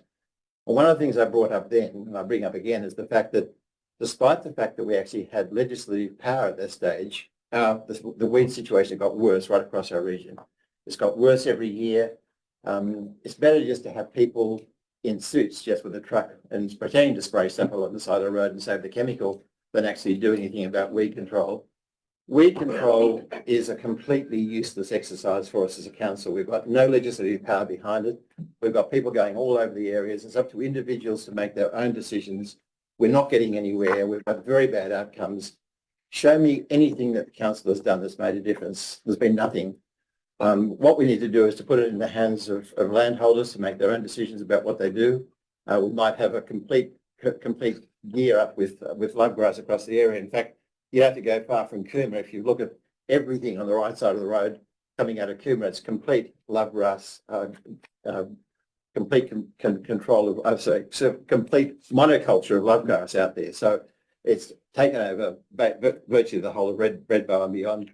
Councillor Williamson is saying he's fattening cattle on it. He's probably the only one in the area. He must be a very smart guy. But there's no doubt in my mind that there's nothing less useful for us to do as a council. We've got no legislative power. We are just doing theatre. It's really important, I think, for us to save the money and spend it on where we need to, such as the mobile library or Councillor Councillor Hopkins' proposal here, where we've already committed $100,000. So we need to save a bit of money. It won't be popular by some, but I'm prepared to take all the heat and to have people line up my door and tell me what a mongrel I am for support for trying to get rid of the story of weed control. Council shouldn't be involved in it. We'll do whatever they give us money for, and we're actually going to stimulate more money. People will come to us and say, oh my goodness, you guys are not doing weed control. We say, yes, give us the money and we'll do it. That's my program. I'm sticking to it, Councillor Stewart. I know you won't like it, and you'll be against me for the rest of your life. But I hope I can still buy you a beer up at the coffees afterwards. I'll enjoy it. Thank you, Mr. Mayor. Thank you. Councillor Stewart. Maybe you want to talk? Yeah, I'd like to speak against that if I may. I know Councillor Rose is a very learned colleague and a lot more professional bloke than I've ever been and ever will be, and a very intelligent bloke. But I'd just like to try to relay. We won't beat weeds. There's no way we can. But there's farmers out there in our rural community, especially down on the southern end, that put a lot of resources and a lot of effort into trying to manage them. Council, they are a big percentage of our ratepayers. They don't get a lot from council out of their services. It would be foolish for us to pull support and walk away from those hard-working people that get up every morning, go to work out there for their properties. They idolise the land, they idolise the area, and here the council here pay big rates. There's rural ratepayers paying 15 and 20,000 a year rates. And then the council say, oh no, it's all too hard. We can't eradicate them, we've got no powers to be. We must be there as a support. We must give them support. It would be foolish not to. And it's just respect for an industry, our second largest industry in our area, especially down our way. It's probably, we've got the more productive country down there. We've been hit pretty tough by all the circumstances in the last few years. Don't walk away from that community down there. Give them support and stick to this. We won't eradicate them, but we can manage them. And those farmers that are trying to do the best for their industry, we've got to give them support. And to walk away from this would be a very foolish thing. And I can't, unfortunately, as much as I respect my councillor Rose, I can't agree with him. I think he's a very learned fella, but you got to realise that you've got to support. You got to support those people out there that are trying to maintain and keep industry going and keep economic benefit going to the area. So don't walk away from it. Thank you. Someone speaking for? Councillor Thayer. Again, I just want to remind councillors that this is still a theoretical exercise at the moment. We're not locking anything in. This is to go to the community to get their feedback. If you read the text in option 1, it says only spend the amount received in grants. So we're not saying that we won't do no weed spraying. About 400,000 out. It's down $1 million. $1 million. 1 million. 1 million. So the obligation then returns to seek better grant funding. If I'm elected the member, I'll find you the money for your weed spraying. Yeah, well, And it's an outside shop. Only spend the money received in grants. It is a conceptual idea. It's not the idea. We come back in 5 weeks and refine this with community feedback. I remind council of the last year, there was a recommendation to not maintain dirt roads with less than 30 vehicles per day travel and not maintain bitumen sealed roads at less than 100 vehicles per day travel. So that went out to the community last year and the community was quite outraged. They conveyed their outrage and that policy idea was withdrawn. It was not embraced. That can happen here. Councillor Rose is proposing an idea. It might be radical, but one of the things that Councillor Rose was elected on was to find savings in this council. Sometimes the savings are brutal and sometimes the savings are unfortunate. It's still a theoretical exercise. I remind you all that we are putting this out to the community, and if we get our bums kicked from the community, then the process is working. If the community say nothing, then maybe Councillor Rose has picked up upon their opinion. I want to remind you all, let's not get caught up in that we're not going to do it. This is still theoretical. Thank you. Do I have someone speaking against? Councillor Davis. I won't disappoint Councillor Rose. So a third of our ratepayers are rural landholders. They pay a lot of rates. And most of them get a road and weeds. The weeds eradication issue is very complex, and the best we can look at is trying to slow the weeds progression. As Councillor Stewart has already indicated, our focus is south of Cooma. We already know the endemic weed of African love grasses totally, pretty much covered north of Cooma, in the Dalgety area, and what we need to do is actually slow the progression into our most prime farmland. This council has been working through the Weeds Advisory Committee, been working with the local land services, RFS, Monaro Farming Systems, Landcare, and some very, very passionate landholders to come up with other strategies of how we actually manage weeds. But at the moment, our first line management is around using to spray the weeds, and it has come with a whole lot of education resources with it. As we actually work through this process, other options will actually come up. But most landholders are telling us that they want their roadside sprayed because they want to keep the weeds at bay on their side of the fence. Our responsibility is on the roadside. And we'd already made a very conscious decision last year with a reduction in the weeds budget to actually focus on where we're going to have the biggest impact, and that was south of Cooma. So this is actually a very short-sighted view in light of all the other work that's actually happening. And the unfortunate part is that Councillor Rose, if you have been here this morning, you would have heard far more detail in regard to what is actually happening in the background in regard to weeds. I have to actually commend the weeds group, the biosecurity group. They are really engaging with all of our partners in the weeds area and how we actually address that. And there are many opportunities coming our way. However, it involves a community approach, and that's what we've been working on. And I agree with you, it's a community issue, but we are not there yet. We need to continue with this funding until we get to a point of the next step is actually in place. And there are a number of pieces of legislation reviews that are actually happening that will enable that to happen into the future. But, and we also need to work with all of our partners. So there's a whole lot of things happening in the RFS arena, the local land services arena, and council is engaged in that, as well as really constructive community groups. And we will have a more dynamic conversation as this year goes along. But in the short term, we need to remain where we are at. Thank you. Someone speaking full? Councillor Williamson.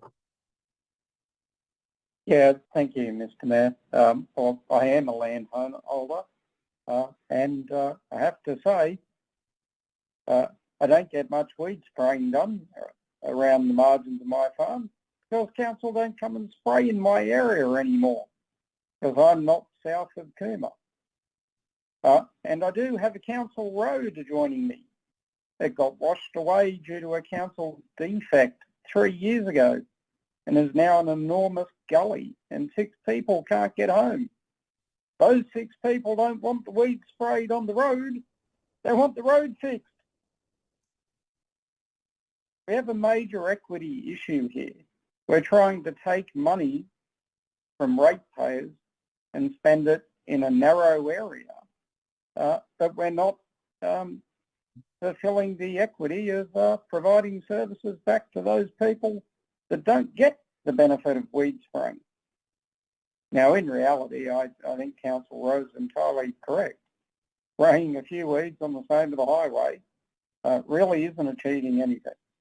The fact is that when you drive past love grass infected area, you're sucking seed out of the love grass through the drag on the back of the trucks, landing on the back of utes, on top of cars. They're driving elsewhere and they're moving the love grass along. That's one of the vectors that it gets around.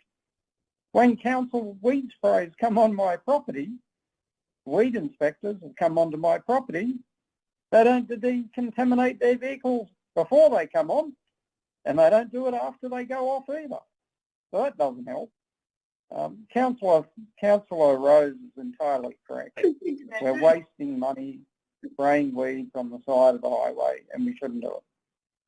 Councillor Williams, I thought you said you don't get any sprayed out there. Said inspectors, weed inspectors. Thank you. Well, they don't go out there. No, they inspect. They don't spray. I'm sending them out there anymore. Councillors, Councillor Stewart. All right, anyone else like to talk against? Councillor Rennie. We have to continue to support the grazing industries, which are one of the major industries on Snowy Monaro. And as Councillor Davis said, the other things we do for the farmers is grade their roads occasionally and spray the weeds on the road, and also provide the advice and assistance they need to identify new weed threats coming into the region. Now, it's not all about love grass. There are a dozen weeds that affect agricultural productivity in Snowy Monaro. And we've been reasonably successful combating a lot of the others. How much worse would the weed problem be if council wasn't spending $1.4 million a year spraying weeds.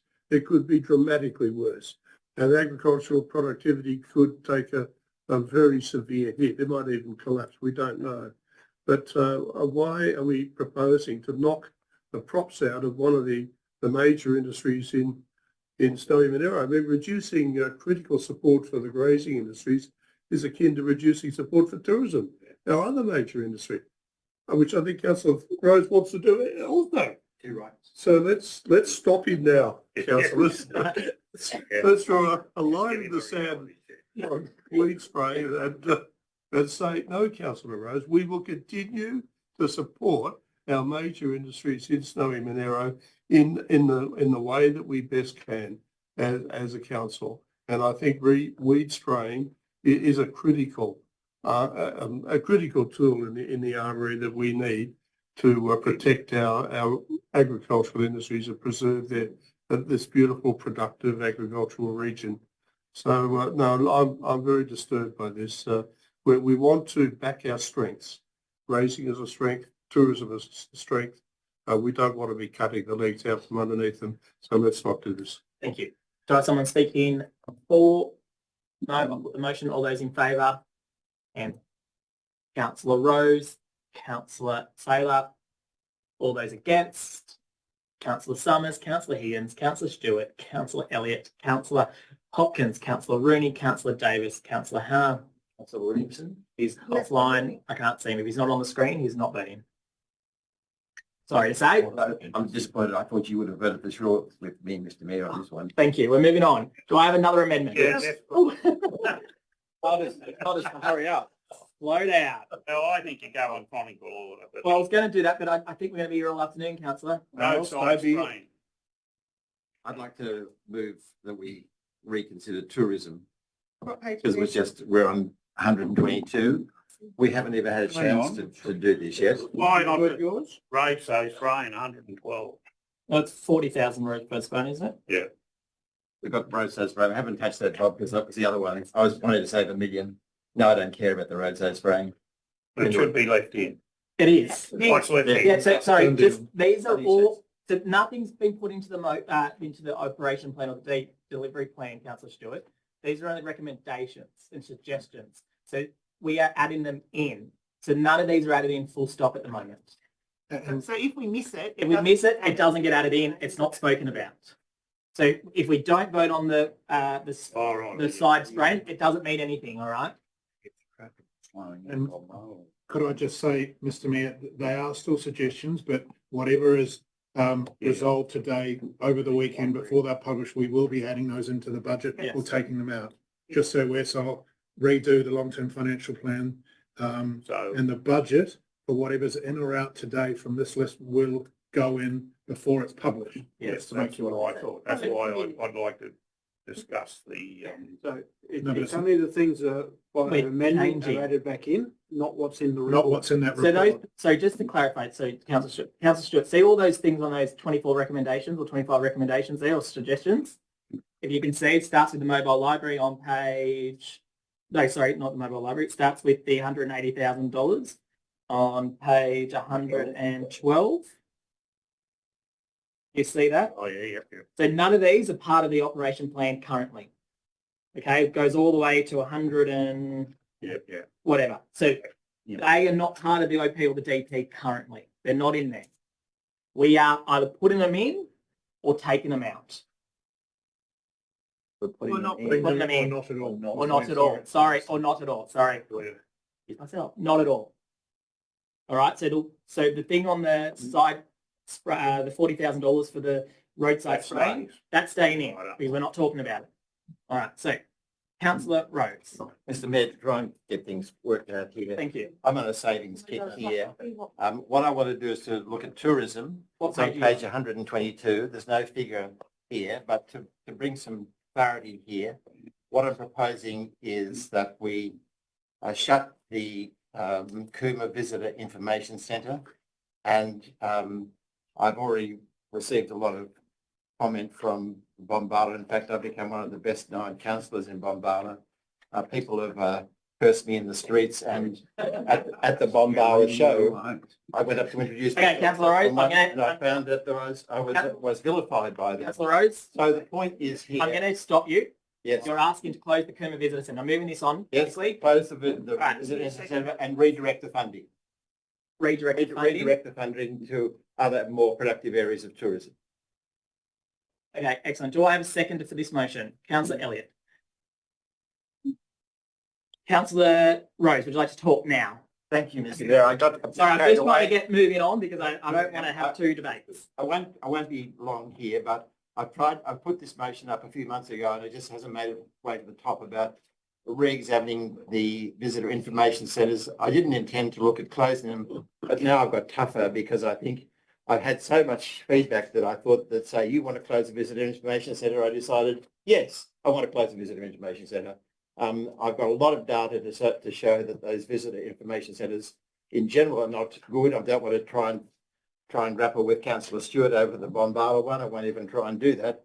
But we do have a range of alternatives because when I looked at the statistics, there's no doubt a lot of people are going through Snowy Hydro. It's about 10 or 12 times the number of people that go to the Visitor Information Centre. The Cooma Visitor Information Centre was one of the early visitor information centres when it was first mooted. But you know, now we've got a complete change in the whole process. We've got a complete change in the whole of the way of approach to tourism. I've consulted extensively with tourism experts all over the area. They tell me this is the worst expenditure we have to put money for the Visitor Information Centre in Cooma. It's time to close it, to redeploy the funds appropriately. Tourism is our biggest issue of our most important area. I think the figures that were in the financial report, I think were something like 680 million. I think we can better support tourism. The tourism centre is not in a good location. People can't park there easily. Recreation vehicles can't. We can do a deal, I'm sure, with Snowy Hydro to actually do some of our work there. We can save that, and we're talking about $200,000 or $300,000 we could save and redeploy more appropriately to support tourism. So I think this is it's good for us to actually put this on the agenda. I did want it to come forward, Mr. Mayor, in a different way, but it will be Christmas before that motion makes it onto the agenda in the current way that we're getting through our motions. So I've decided to come forward now, bite the bullet, say let's look at closing the centre and the savings and redeploying the savings. I think it's a smart idea, and I'd like an armed escort out of the chamber today. Councillor Stewart. Just some, Councillors, please. Just with Councillor Rose, I'm very pleased with all that information on this tourism thing, but I think before we ought to close the tourist information centre, shouldn't we write to national parks and tell them that tourist information centres are no longer viable to help communities out with them, and that they should close all their tourist information centres? They're a different story. Oh, okay, all right. I got it wrong. I knew I'd get it wrong. I got it wrong. But that seemed a little bit like I'm not into tourism at all. I don't know a lot about tourism. I support tourism in our region, but once again, I don't think I've got enough information to say whether this is a good move now, because, as I said, the Snowy Hydro's got their promotion up there, but I think national parks, it'll be terrible for them to be wasting all that money on their tourist information centres if they're no good. I think they ought to close. I don't know. Is there one up at Jindabyne or not? Oh, okay. All right. Funded by council. No, but it's funded by the ratepayers. I'm very sorry. Councillors, we're getting out of control. One person talking at a time. We are going to be here all afternoon if we continue on like this. Councillor Stewart, are you finished? Yeah. Thank you. Councillor Elliott, are you for? Are you talking for the motion? And I'd like to enlighten my friend here. I've been involved with tourism here. Well, great-grandfather built coffees. In the 50s, they put 17 rooms up there. I saw the information centre started, and it was started by Cleve Maher, only the second one in the state. At the time, it was very, very relevant. The Stowe had tours out of here Coombe was a centre of tourism back in the 50s and 60s in Australia. Hard to believe, but it was. And that tourism centre was very different to what it is today. The main street had big stores like Murphy's in it, the Australian Hotel, Monaro Hotel, they're all gone. You saw in the 1970s, the bus stop, what do they call that area where Kentucky Fried is and that? All that area was developed. It took the main tourism activity away from what was intended to have the information centre where it was, which was to attract people to Coombe businesses. So the whole thing changed. In 1986, people probably aren't aware of it, I was the marketing director at Perisher. Cleve Marr, who started the whole information centre, invited the resorts down and we put a bid into council to take over that information centre as an accommodation centre because it had become, back in 1986, irrelevant to council operations then. But anyway, that's a bit of the history of it.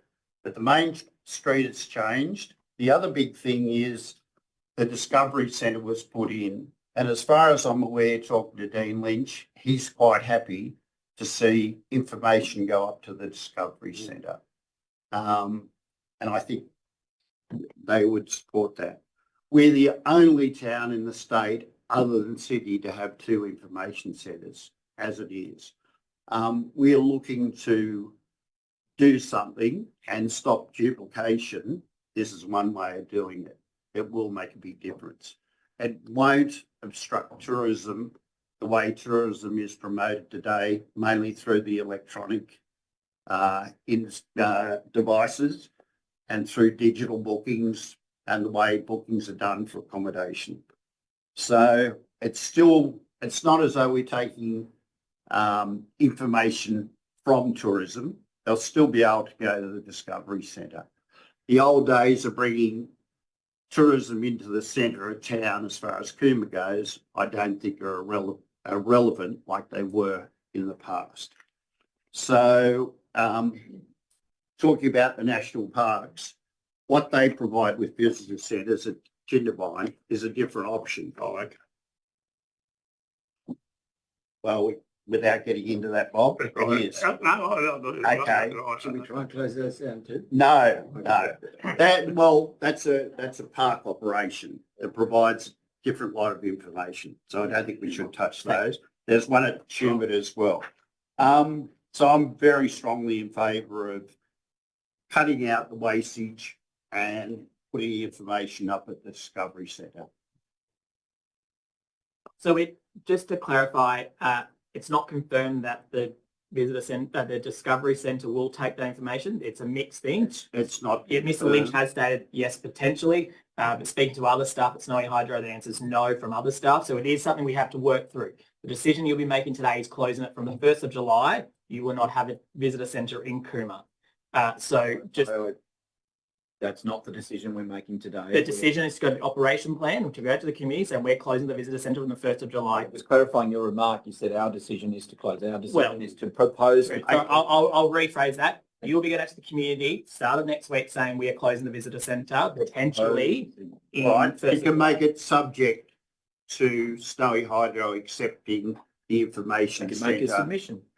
Well, do I have someone speaking against the recommendation, Councillor Davis? No, I'm listening to what Councillor Rose and Councillor Elliott have to say. Last month we actually looked at our operational plan, and in the operational plan we actually have a tourism strategy, which is not complete. And my concern is that we're making, proposing this decision to go into our draft documents, to go out on public exhibition without finishing the work we've already started. I would actually like to see what the tourism strategy is actually proposing, what the review on the visitor centres would actually state, and what are the options, because we're only making assumptions, and I'm going to support the Mayor in regard to his information in regard to the Discovery Centre. There is mixed views within Snowy Hydro around that and whether the Discovery Centre would be able to cover the breadth of information that's given by our visitor centre in Cooma. I think it needs to be an informed decision, and at this moment we're not making an informed decision to put this issue out into the community, and we have a whole lot of work that's happening already now that needs to be complete. We can bring this back once that work's completed. So Councillor Rose, you won't be totally disappointed, but let's make a very informed view on this and what are the next steps we need to do.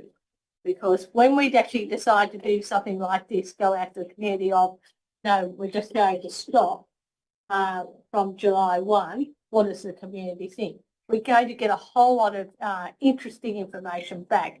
And one of the issues that we have is that we have not got the information to support why we're actually doing this. Let's finish the work that we've actually started and then make a decision from that informed information and go back out to the community. Thank you. Do I have someone speaking for? Do I have someone speaking against? Councillor Rennie? I think the Cooma Visitor Centre is a wonderful place. It's ideally situated next to the park there. Everybody stops to break their journey on the way down from Sydney up to Jindabyne. It's full of a rich array of resources about Snowy Monaro, and it provides advice on the less travelled areas. So when people come into the visitor centre, they're not asking the obvious, like what's up in Jindabyne, what am I going to see there? They're asking for information about the smaller towns and regions. They ask for the road less travelled. They ask for the interesting tourism routes. They ask for the offbeat and off the beaten track destinations. And there are around 70 to 100 visitors there every day. Now, why is that so? When all this information is available on the internet, why are they going to the Tourism Information Centre in Cooma when there's Snowy Hydro up the road there and there's national parks in Jindabyne? They're going to the Tourism Information Centre in Cooma because they don't get the information they're looking for off the internet or from these other areas. And I think it'll be a real slap in the face of our visitors to close the information centre now, deny them the information they need on the lesser known attractions of Snowy Monaro, which is why they go there. And I'd recommend council spend a bit of time in that information centre. Have a look around. There's a tremendous amount of information there which is not up at Snowy Hydro. Snowy Hydro would have to build an annex to hold all the information that's in the Tourism Information Centre in Cooma. They'd have to employ more staff, ones who are specialists in tourism, not Snowy Hydro. In fact, it would probably cost them more than it is costing us to provide the same service. Now, look, councillors, we can't be knocking the props out from underneath our most important industries, which are agriculture, farming and tourism. Now, we've defended farming. Let's now defend tourism. Let's show that this council is committed to encouraging tourism into the lesser known areas of Snowy Monaro, not just Jindabyne. I think it's telling that the two councillors advocating this are from Jindabyne. They don't need any marketing assistance. Jindabyne is the biggest inland tourism destination in New South Wales, and they know it. They know they can get along without any help from the Tourism Information Centre. It's not for them. It's for Bombala. It's for Michelego. It's for Berrydale. It's for all the smaller towns and villages, which are often overlooked when people look at our region. So let's maintain this excellent service. There's been no review saying that it's ineffective. We haven't done that review. Councillor Rose wants us to do it, but we haven't done it. In the absence of that review and the effectiveness of the Tourism Information Centre in Cooma, it would be reckless of us to say we're going to close it. Why would we do that? There's no evidence suggesting it. I think the evidence is there in the visitor numbers, up to 100 people a day dropping in to chat with the people behind the counter and get information and ideas to enrich their tourism experience. That's the information we should be basing our decision on. We have no information saying that's ineffective. If it's ineffective, why do visitors keep coming back to it? They keep coming back to it because they get value out of it, councillors. So let's not slap the tourism industry in the face. You wouldn't do it to Bob Barler. You shouldn't do it to Cooperee. Bob. Councillor Stewart, I ask you Thank to you. apply the same principles to Cooperee as you do to Bob. Thank you. Do I have some? Thank you, Councillor Rennie. Do I have someone speaking for? No, I'm going to put the motion. Sorry, before I put the motion, sorry, can I just confirm, do we have the strategy in place for next financial year? I just can't remember seeing it. Yeah, the tourism strategy, it is in there, isn't it?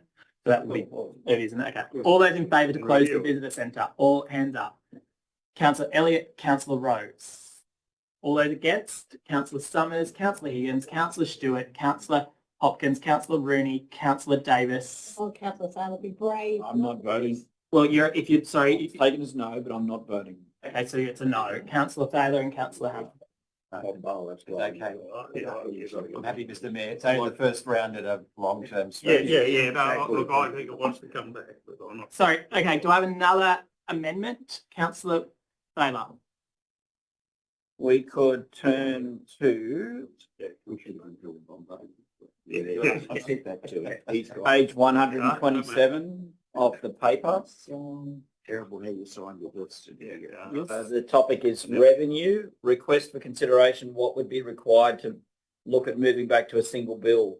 So this is to move back to a single rate bill where we have water and sewer included on the rate bill. I'd like to propose that we put that in for community feedback. It is something that I have had a lot of requests and there is a cost saving attached with it. Before you start debating, I'm just going to get it on the board, get a seconder, and then we can debate. I'll second that. Okay, thank you, Councillor Stewart. So to move back to single bill. Single bill. Page 127. It's just single bill. It's all one bill. Yeah, that's okay. Single quarterly rates. So I have a Councillor Stewart second. Quarterly rates bill. Yeah, we know it. Yeah, it's in there. Do I have a seconder? Is Councillor Stewart? Right, Councillor Thaler, you can now talk. I propose that we move the billing system back to single quarterly rates bills that will save us a fair amount of money. It's estimated it could save $75,000. We've had the discussion. I think the community would well receive it. Thank you. Do I have someone speaking against? No. I'm going to put the motion. All those in favour? Oh, sorry, the amendment. All those in favour? Councillor Stewart, Councillor Elliott, Councillor Rose, Councillor. It's unanimous. Sorry, I was like waiting. Thank you. Do I have another amendment? Have another one. Sorry, I'll go Councillor Hopkins first. So I just put her hand about 3 times. So back to page 118, please. I'd like to talk about the volunteering. Sorry, I just got to scroll back. We're all over the place.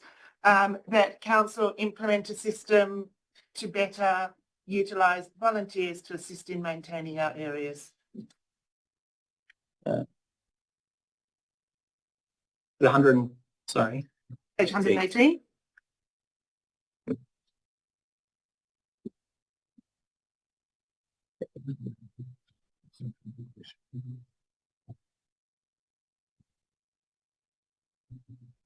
Do I have a seconder? I'm happy to second it. I have a question. Yeah. When it says once-off impacts, ongoing impacts, are these expenses or savings? No, these are expenses. This is add-in. Here's my More volunteers is going to cost us That's more. what I'm just trying to talk about. I must admit I don't understand the finances, but I like the concept. So in terms of if we want to have volunteers, we need to be managing the volunteers. Because the issue you have is that with people working comes the same risk as if they're employees. We have to have systems to do that. So in the first instance, we'll have to set up all the systems and the processes for the volunteering, because that's one of our impediments at the moment. So that's your once-off costs. And then you've got someone in place who is effectively the supervisor, same as you would be supervising work crews. So we expect this would only be going ahead if you've got a reasonable number of people who are volunteering. So we will need some people who are overseeing and supporting the sorts of work that they're doing. So, Mr. Mayor, may I just ask a Yes. question through you? Are we imagining that there would be a group of volunteers out mowing a lawn and there would be a council staff member standing there supervising them? no. Right. But what there would be is there would be groups of volunteers all over the Shire, and there would be a council staff member who would be, them as supervisors do. They don't stay with every team. But be aware of who's doing what. Making sure they're doing Volunteer coordinator. yeah, effectively a volunteer coordinator, but it's making sure they're doing all their safety works, doing their inductions.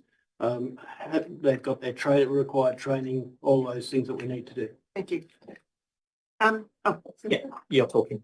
Yes. Look, I think this one actually ties in with the suggestion prior to that about service levels for maintaining the open spaces. I think that we have a huge resource in volunteers throughout the entire region.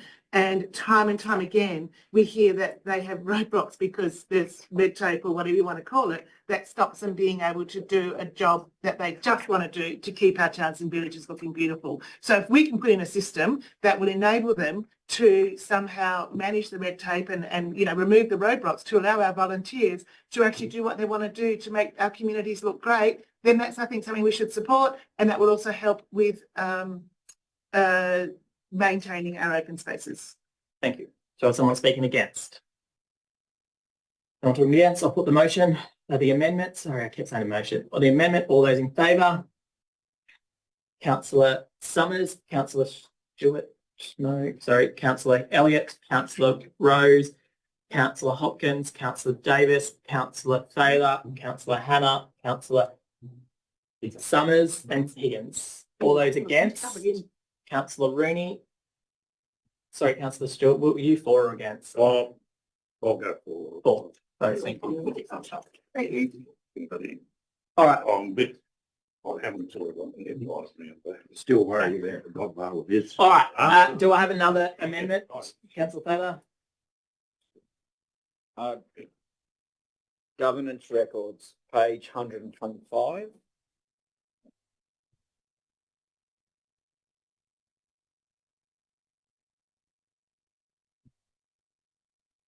Your motion is going. It'll be, it's more, rather than committing us to any expense, what I would propose is that we seek community feedback, which I know is what we're doing, on digitising council's paper records.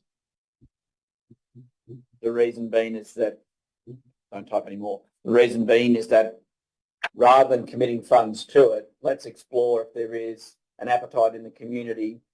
There's a very low understanding of what it means, but it would potentially fall under the $100,000 shovel-ready project where we would seek grant funding from the state or the state archive saying we need assistance with doing this. It is best practice. We haven't even begun. And what I'm really turning my mind to is the addressing council's risk of storing valuable paper records or statements in equity. We need to look at moving to digital backups at a minimum. So if you can think of a better way to explain it. Yeah, I'm just trying to work out. But if the community sort of support the idea of... We need a dollar figure. Because what? Well, not for second community. On what that? Of course, they're not really going to use Yeah, the councillor That's to do the work. Yeah, Councillor Thaler is only talking with the community about the importance of the project. That's correct. Yeah. May I ask a question though, where I'm a little bit confused? I have one question. We're talking about amendments to go into the DPOP, which are action items. So if this is an action item, surely there's a cost involved. I don't understand how this, I think it's a great idea, just don't see where it fits in with what we're doing today. So it would become a new action and that level of thing would be an action that would go into the operating plan. And yes, it would have a cost. I couldn't tell you exactly what that would be without really thinking a bit more about what would be involved, because how we do and get the message out there and get sufficient community involvement back in. So there would be a cost. Thank you. Well, to get a report then maybe let $5,000 sort of. Maybe that's sort of set, that could be another meeting. Councillor Summers? I think it needs to be somewhere in our action plans that we seek funding for it, because I know it becomes available from time to time. I don't think there's any question that we need to do it, but it's how we get it in our sequence of events to actually actuate it. Right. Put it in a list of... We can just take that on board. We can, sorry. I mean, the alternatives if Councillor Thaler is happy that we just put it in there to scope that as a project and seek grant. Yeah. Yes. Right. Are you happy with that? You happy with that? Do I have a seconder? I'll second it. Thank you. Do you want to continue talking, Councillor Thursday? No, I don't need to talk, thank you. All right, does anyone talk against? Councillor Rennie. This measure, digitising records, would cost $300,000. I mean, aren't we meant to be saving money? They're not subject to grant funding. This is subject to grant, so this is not actually, we're not putting this in the actual OP or DP. That's, so what counts, what's in that is not what's there. It's different. Yeah. All right, anyone talking against? With that, I'll put the amendment. All those in favour? Councillor Summers, Councillor Higgins, Councillor Stewart, Councillor Elliott, Councillor Rose, Councillor Rooney, Councillor Davis, Councillor Thaler, Councillor Hannah, all those against, Councillor Hopkins. Moving on, Councillor Rose. We can go to page 120, engagement and communication and enhanced services. I move that we don't accept this amendment. It's not. So, sorry, you're talking about the engagement. So do not accept the amendment? So we don't accept we take this out of the. It's not in there. process. Not in there. So we're not talking about it. We don't deal with it. So it won't be in the operation plan. Already? Yes. I thought we didn't talk about it, it automatically went. No. So opposite, yeah. So we're not talking about it. It's not going in there. Nothing's going to change. Does everyone want a break? Yep. Can we have a 10-minute break? Be back at 3:30. I'll call it. No, we're gonna have to assassinate, that's the only way. Good, well, look like it. So, well, All yourself.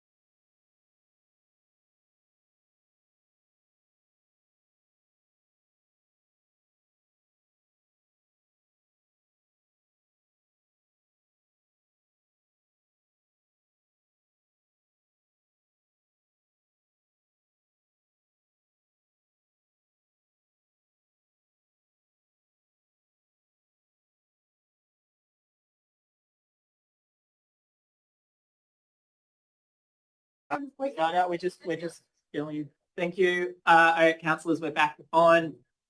We are still in committee.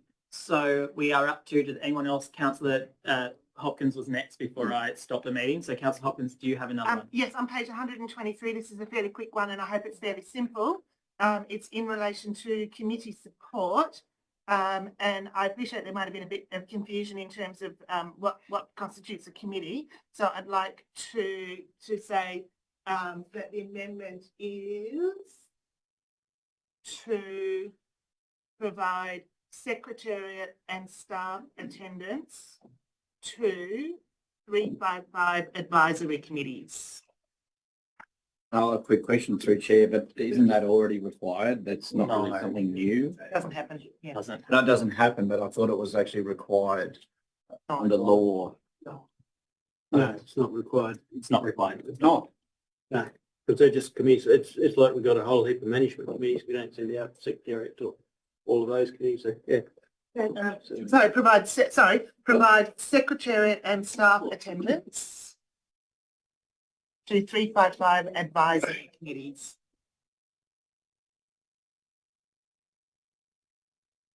Your cost on that? 6K. 6K. Do I have a seconder? Anyone want to second it? I'll second it just to get the moving forward. Deputy Mayor. Yeah, look, I appreciate this doesn't appear to be a very popular move, but there's at the moment there's no equity between what support the advisory committees are given, and the advisory committees work as an extension of council. They do sort of council's work for them for free. But there are some advisory committees that have a couple of staff doing the minutes and 3 or 4 senior staff there, and there are some advisory committees that have zero support whatsoever. So I'm trying to make it equitable for all advisory committees, because all advisory committees have an important role to play and they should have staff and secretariat support. Thank you. Do I have someone speaking against? Councillor Rees. Mr. Mayor, I'd like to support this, but I can't. And I support the intention, Councillor Hopkins, but the story is really, this is a layover of the olden days when there were secretaries for people in different groups and people had secretaries to do this and there was staffing for this. It doesn't have, we don't need those sorts of things anymore because, Councillor Hopkins, can you believe it?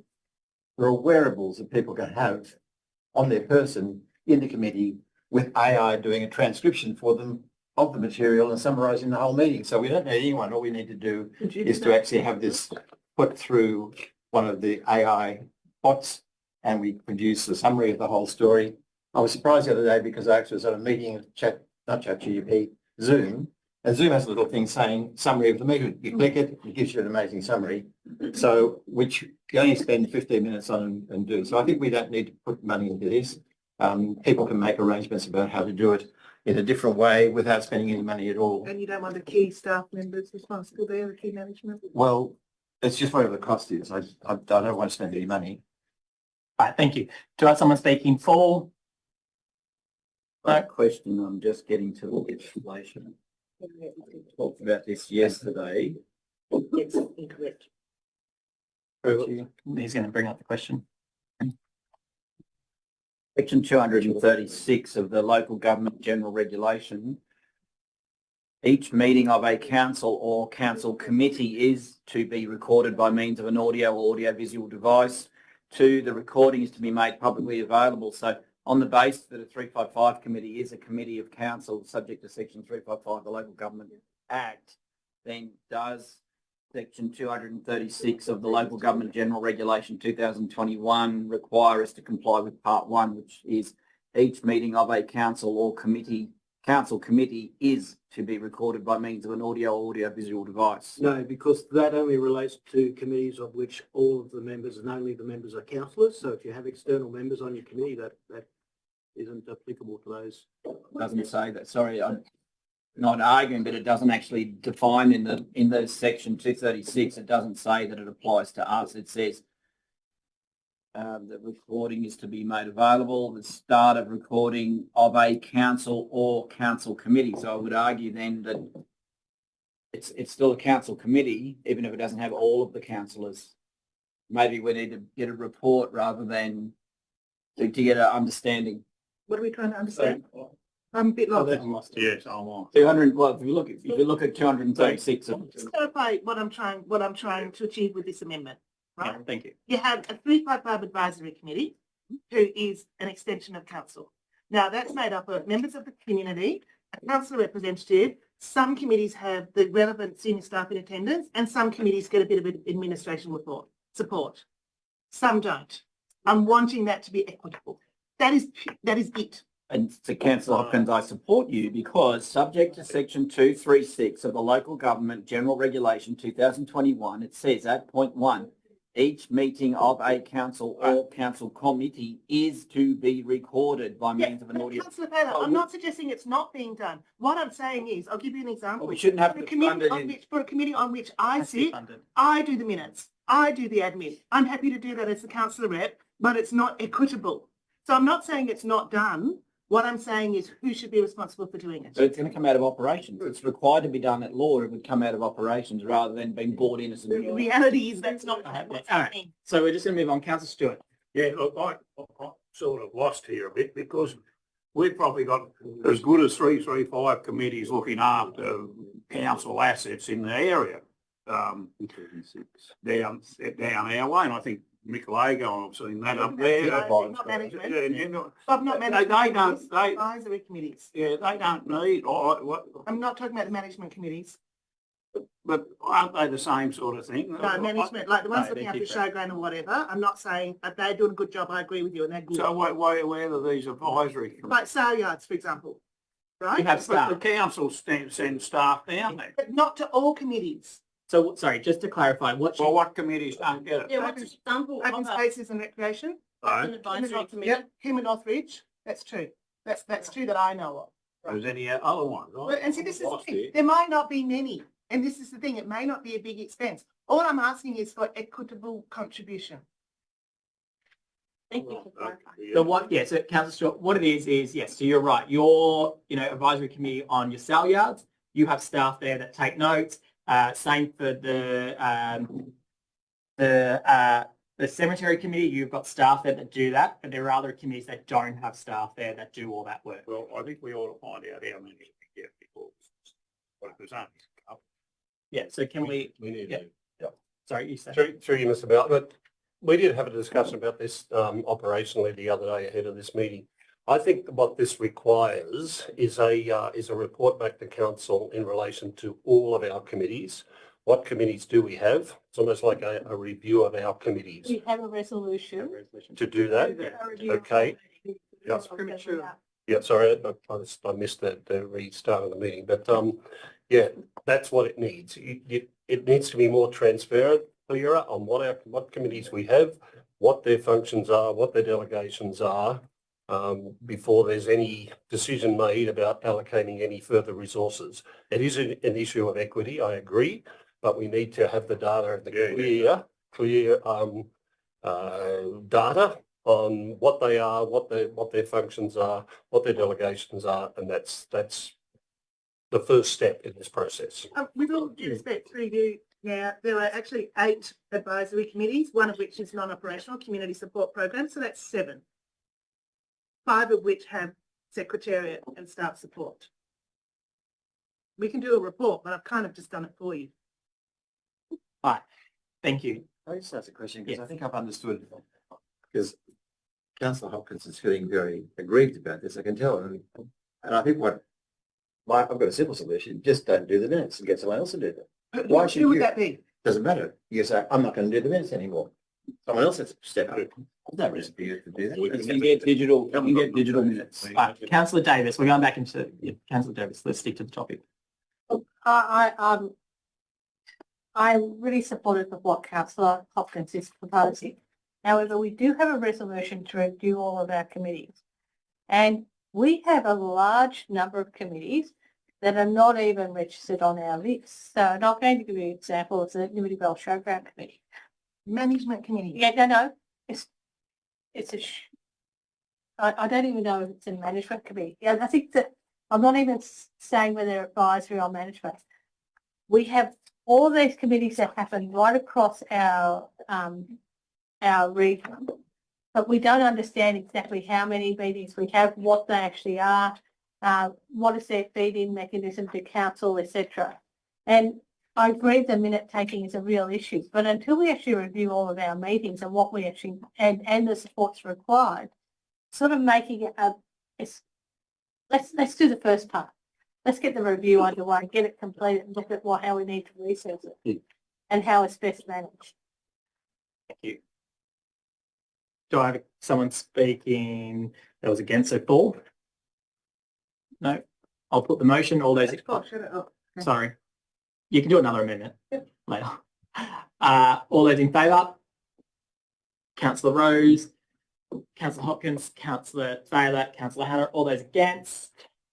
Councillor Summers, Councillor Higgins, Councillor Stewart, Councillor Elliott, Councillor Rooney, Councillor Davis. Lost.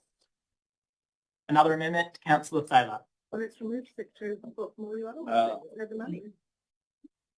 I called it number 14, engagement and communications reduced services. What page are you on? Page 120. Oh, yeah. So reduce service levels. Yep. And to undertake social media, that whole motion. Do you want Sorry, that? what number, page number? 20.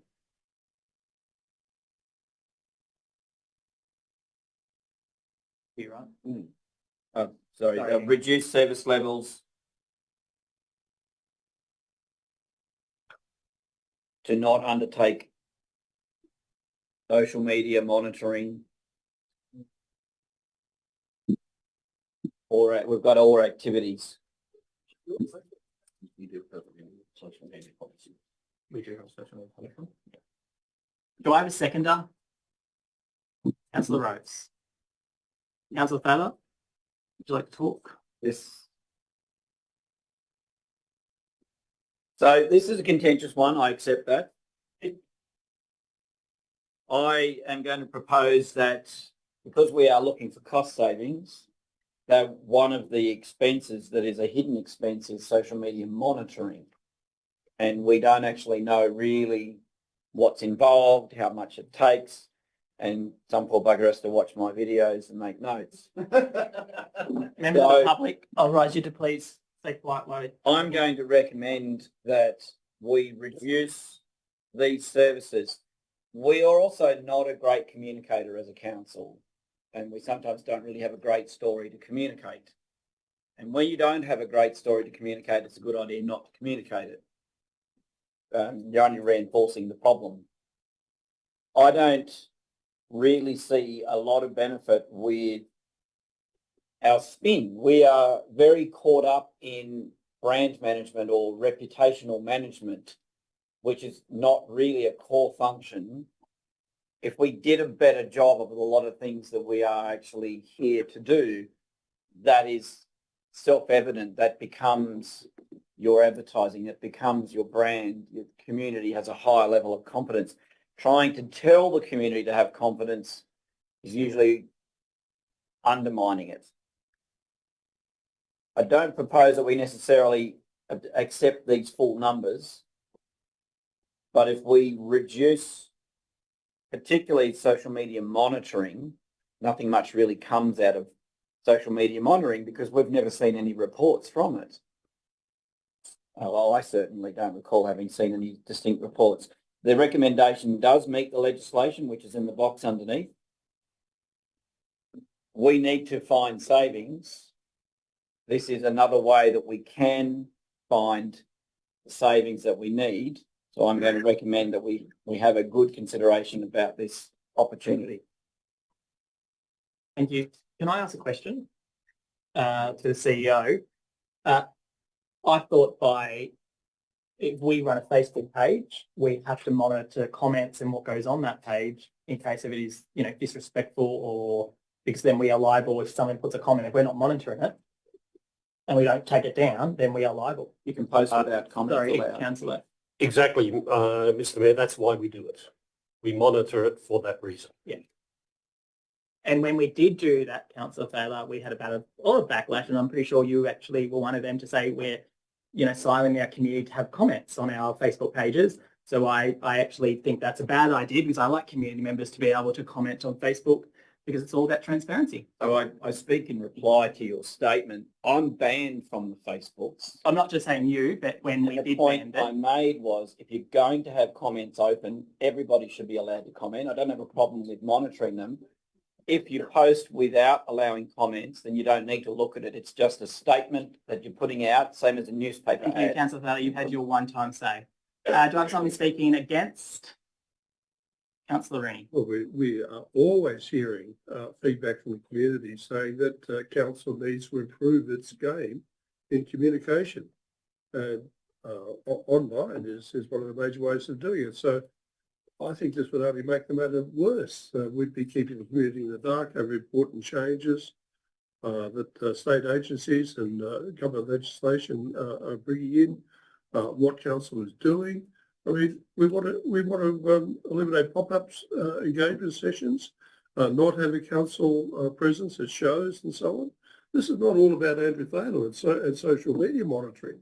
It goes far beyond that. In fact, social media monitoring is just one of 6 items here that we're proposing to eliminate. So, look, I think this would only worsen the reputation of this council in the eyes of the public. I mean, we have to lift our game in communicating our message to the community, and this is going in the wrong direction. It's going in the opposite direction. So let's not lower our profile in the online world. I think we need to raise it. Thank you. Do I have someone speaking for? Councillor Rose.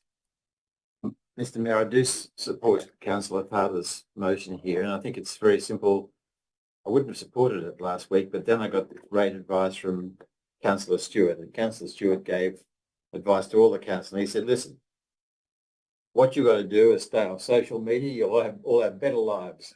And he was correct. He was 100% correct. In fact, I got the same advice from my wife 15 years ago. I never signed up for Facebook, and I'm glad that I didn't. There's actually no sense in actually being involved in all this stuff. It's there's a range of ways that we can communicate with the public. We've reduced our input in the Monaro post to half a page. That should be improved to a page. And we don't have to have any social media. We're just mucking about, getting a whole lot of negative comments, mucking about with that. No one's lives have been improved with social media, and certainly no one's lives have been improved with Facebook. And then you just get into Facebook fights.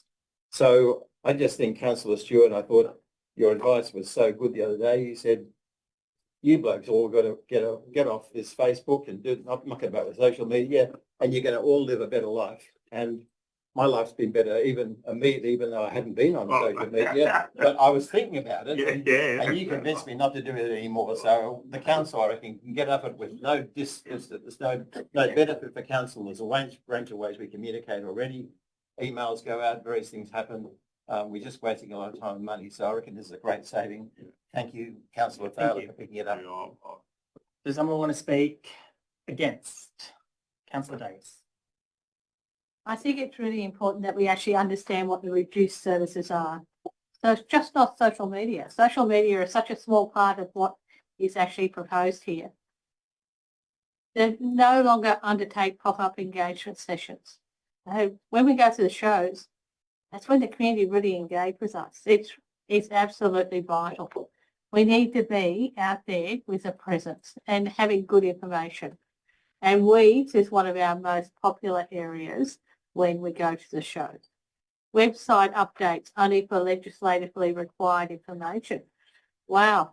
Now websites are designed to actually provide good information in regard to the services we provide and changes that we provide.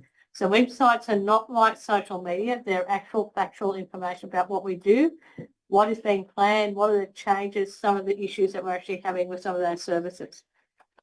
Website updates only for critical services notices. Well, you know, I'm not going to go to the website to find out if a critical service is actually stopped. I actually need a notification in front of me, either by email or some other form, to actually inform me that a road's closed or other issues.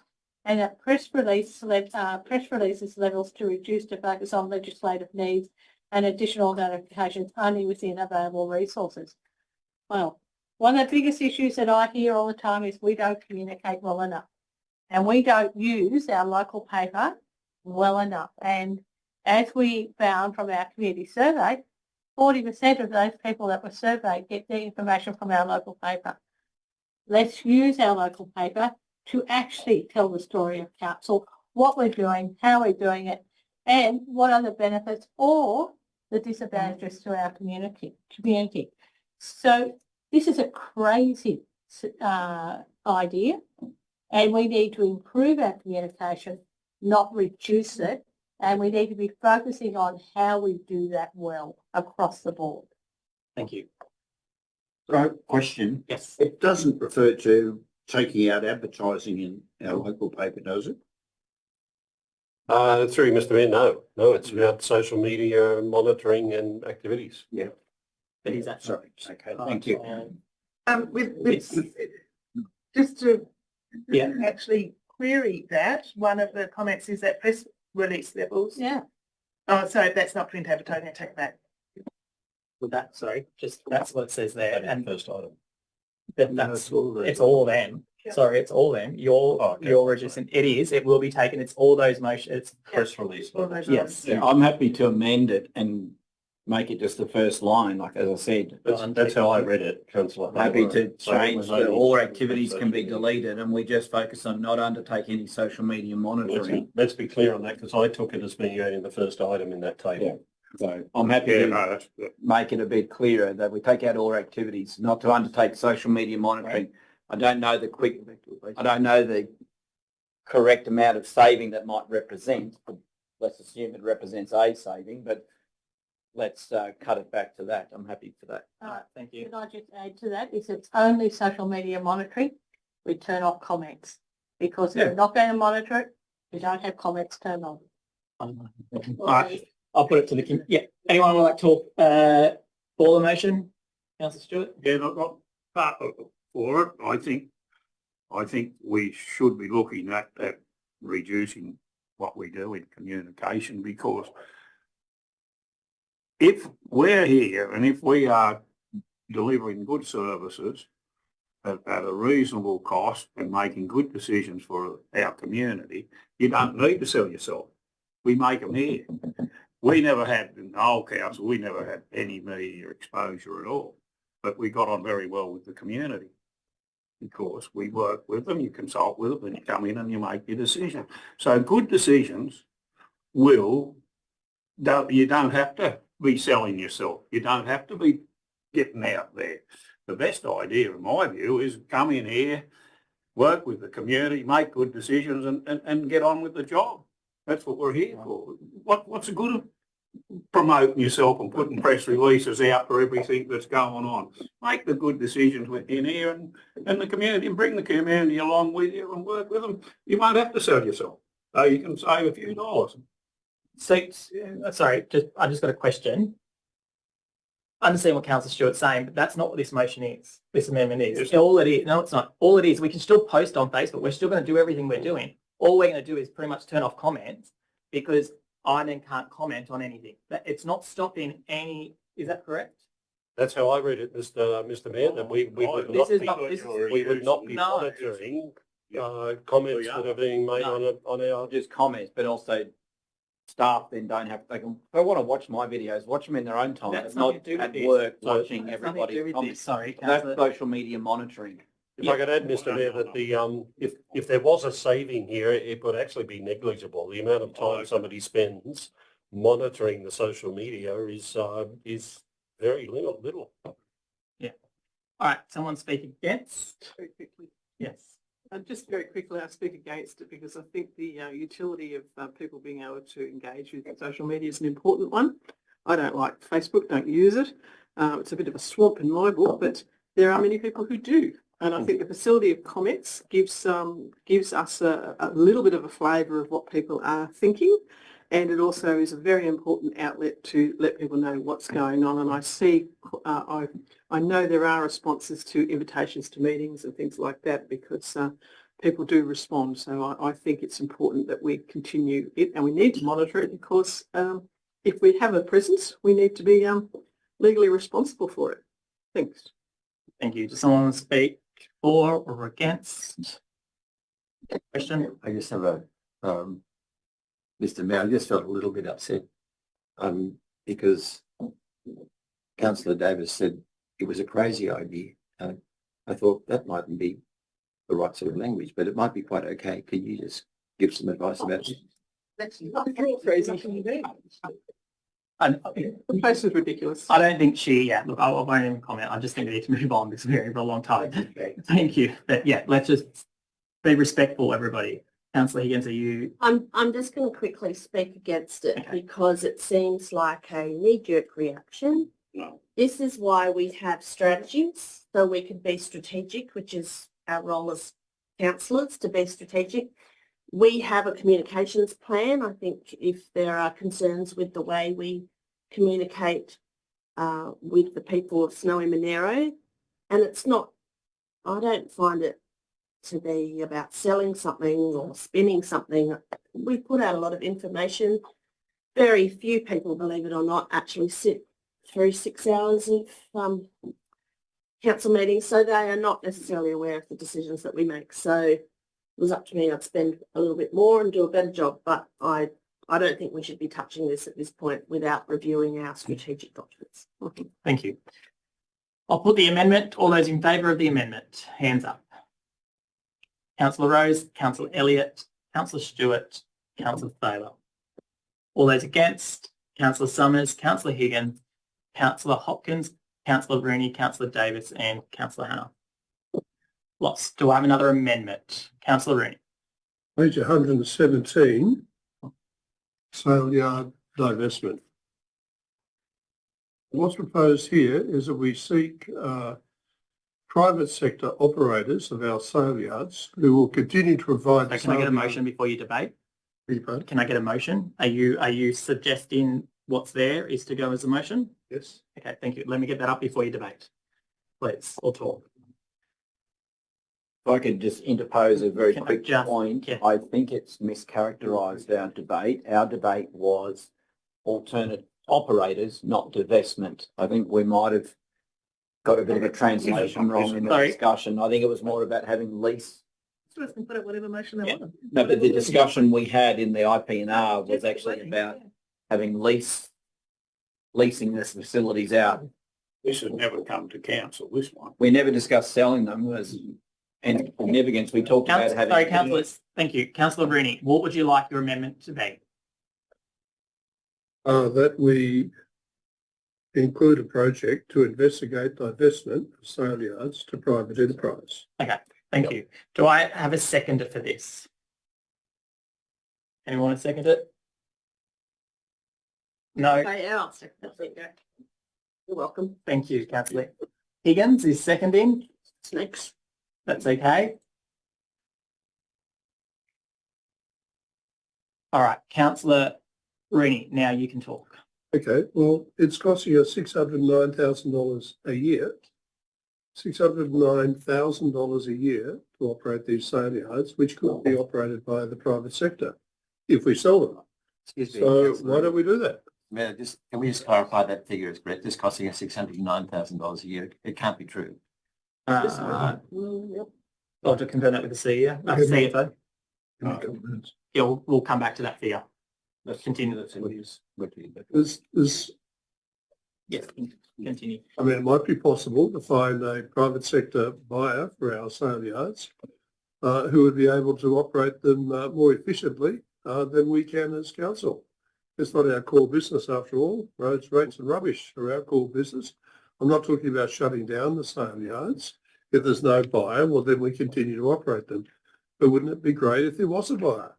We could bring a bit of private sector capital and innovation, enterprise into operating these sale yards on our behalf, providing a better service to graziers than we are currently doing ourselves. They would have the capital resources to invest in the sale yards, to bring them up to a higher standard of quality, to provide all the services that perhaps graziers would want, but we're not able to deliver. So why don't we investigate this, councillors? It's much the same as the way we chose to divest ourselves of the residential aged care facilities. We're not shutting them down, we're just looking for a private sector entity to take over the ownership and operation of the sale yards, to take this cost of $600,000 a year off council's books and put it on their own books. So I'll just get that number confirmed, CFO. The budget for next year is 609,000. The budget for this year is a deficit. The budget for this year is 649. So a drop of 50,000 to next year. So yes, that is. And it would have been in your councillor reports on each service. Do I have someone speaking against this motion? Councillor Stewart. Yeah, look, I don't know how this got in because we've been working on a process down at for the Bombala sale yard is to lease arrangement out as a transit yard. This is more of, once again, supporting the rural communities in these areas. This is staggering. I can't see how this has cost $609,000. This has got me beat. I'd have to just see the figures. I'd like to see the full figures on this because there's nobody employed down in Bombala. It's only people going down there from Cooma, very seldom out of this centralised management program. Very seldom do they go down there. So that couldn't be costing. It's not bringing in any revenue. It'll be only, and the rates down there are only about $2,500 a year or $3,000 a year on that complex. Cooma, well, through the cattle sales, they'd earn over $100,000 the last few weeks selling the cattle. They don't get any money much through sheep. But anyway, this figure, I thought we cut that they haven't got the person full time up at the Cooma sale yard, which is not needed. There's only person going in cleaning up after those major cattle. So I can't believe that figure. I really challenge it. I just want to know where it's from. The truck washers, I think Bombala one's not operating as well as should be, but I think Tony Murray, they're getting on top of that with the new stuff to charge, make sure the truck users are getting charged. Cooma's the same. So if they're running, if those truck washers are costing us a heap of money, we've got to put the charges up. It just seems strange to have these figures in front of me, especially when we're trying to work out, and hopefully we'll get back into council very shortly with a process to make that lease arrangement profitable for the council at no cost for the future, and it'll be a win-win. And I would say in the near future, the Cooma sheep yards could go out under the same process if that's why, because there won't be any more sheep sales in Cooma. You can guarantee that. You won't get an operator in here. No, there wouldn't be a person in Australia that would come down to this type of area and try to open up a commercial sale yard. I can assure you of that, because it's all centralised. Selling's different. You see the Wagga gas. It just won't happen. You're living in fool's paradise, unfortunately, on that council, Rooney. No commercial person will come down. They will only come down and buy that to make it into another business type operation. It's a past history. Our focus is to make sure for the rural areas of here to have the transit yards used. It's not costing council any money through a lease arrangement out to the private sector. If you went down to Bombala this morning, you'd have seen about 1,000 sheep down there being offloaded and loaded yesterday and today. Sheep going to Wagga, where people bring their, and I'll have to declare an interest. I had stock going in there myself this morning to go to Melbourne. And it's such an integral part of our business. And it's the same here at Cooma for those rural people. It would be just crazy to even think about going out unless you want to get right out of, say, that facility to have it closed down for another operation. So we're working on it. We're going to get there. I've got a very good council partner on the sale yard committee to help us through, and council sale to bring a good process forward to council and hopefully you'll adopt that when we get it in very shortly. And But to divest it, or thinking of divesting it, the only thing is then you're closing the yards down. They'll be closed because the person that buys them won't use them as sale yards. I can guarantee you that. That's one thing I can guarantee you. So this is a very foolish way. Thank you. Thank you, Councillor Stewart. I will just refer to the CFO for more comments on those. Thanks, Mr. Mayor, through you. There are non-cash items in there. Depreciation is at least 200,000. Oh, that's it. Plant hire and corporate overheads. Just having said that, the person who, there's an FT in there that there's no one in that position, so that will be some savings this year.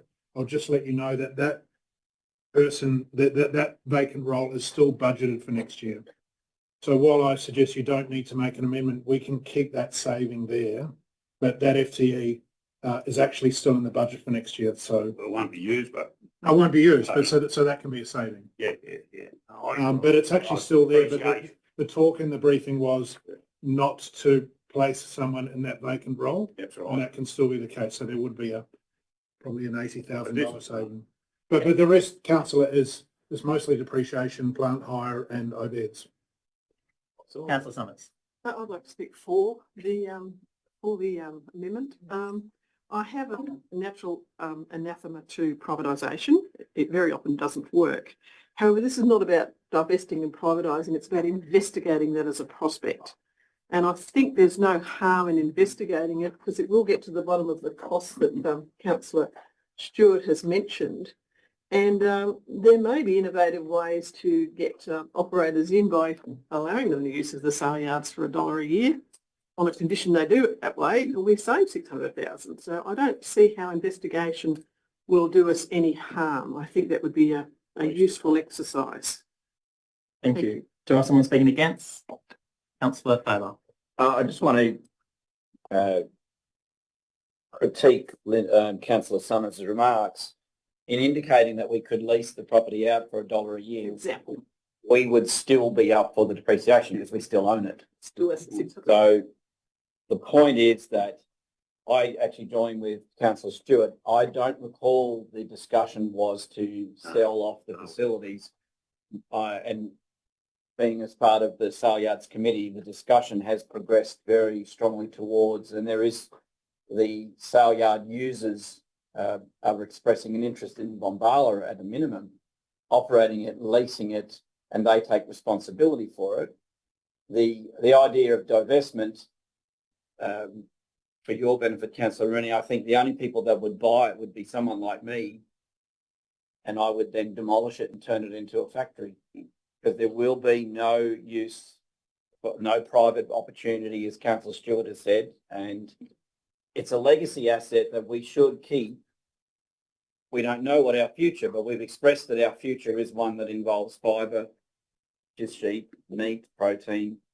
We might see an expansion. We might see climate change bringing more carbon dioxide, greener, taller grass. We might see a doubling in the carrying capacity in the next 10 to 15 years. And we might actually need to sell sheep in the yards again. Selling it is a one blind end alley. It's gone. You never get it back. You'll never build another one. So I criticise this. I don't think it's even worth wasting our time as a project scoping.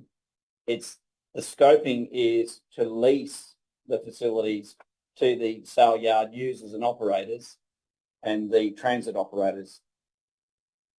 Thank you. Do I have someone speaking for? No, I'll then put, anyone talk against, sorry? No, I'll put the amendment. All those in favour? Councillor Summers, Councillor Rooney, all those against? Councillor Higgins, Councillor Stewart, Councillor Elliott, Councillor Rose, Councillor Hopkins, Councillor Davis, Councillor Thaler, Councillor Hannah. Lost.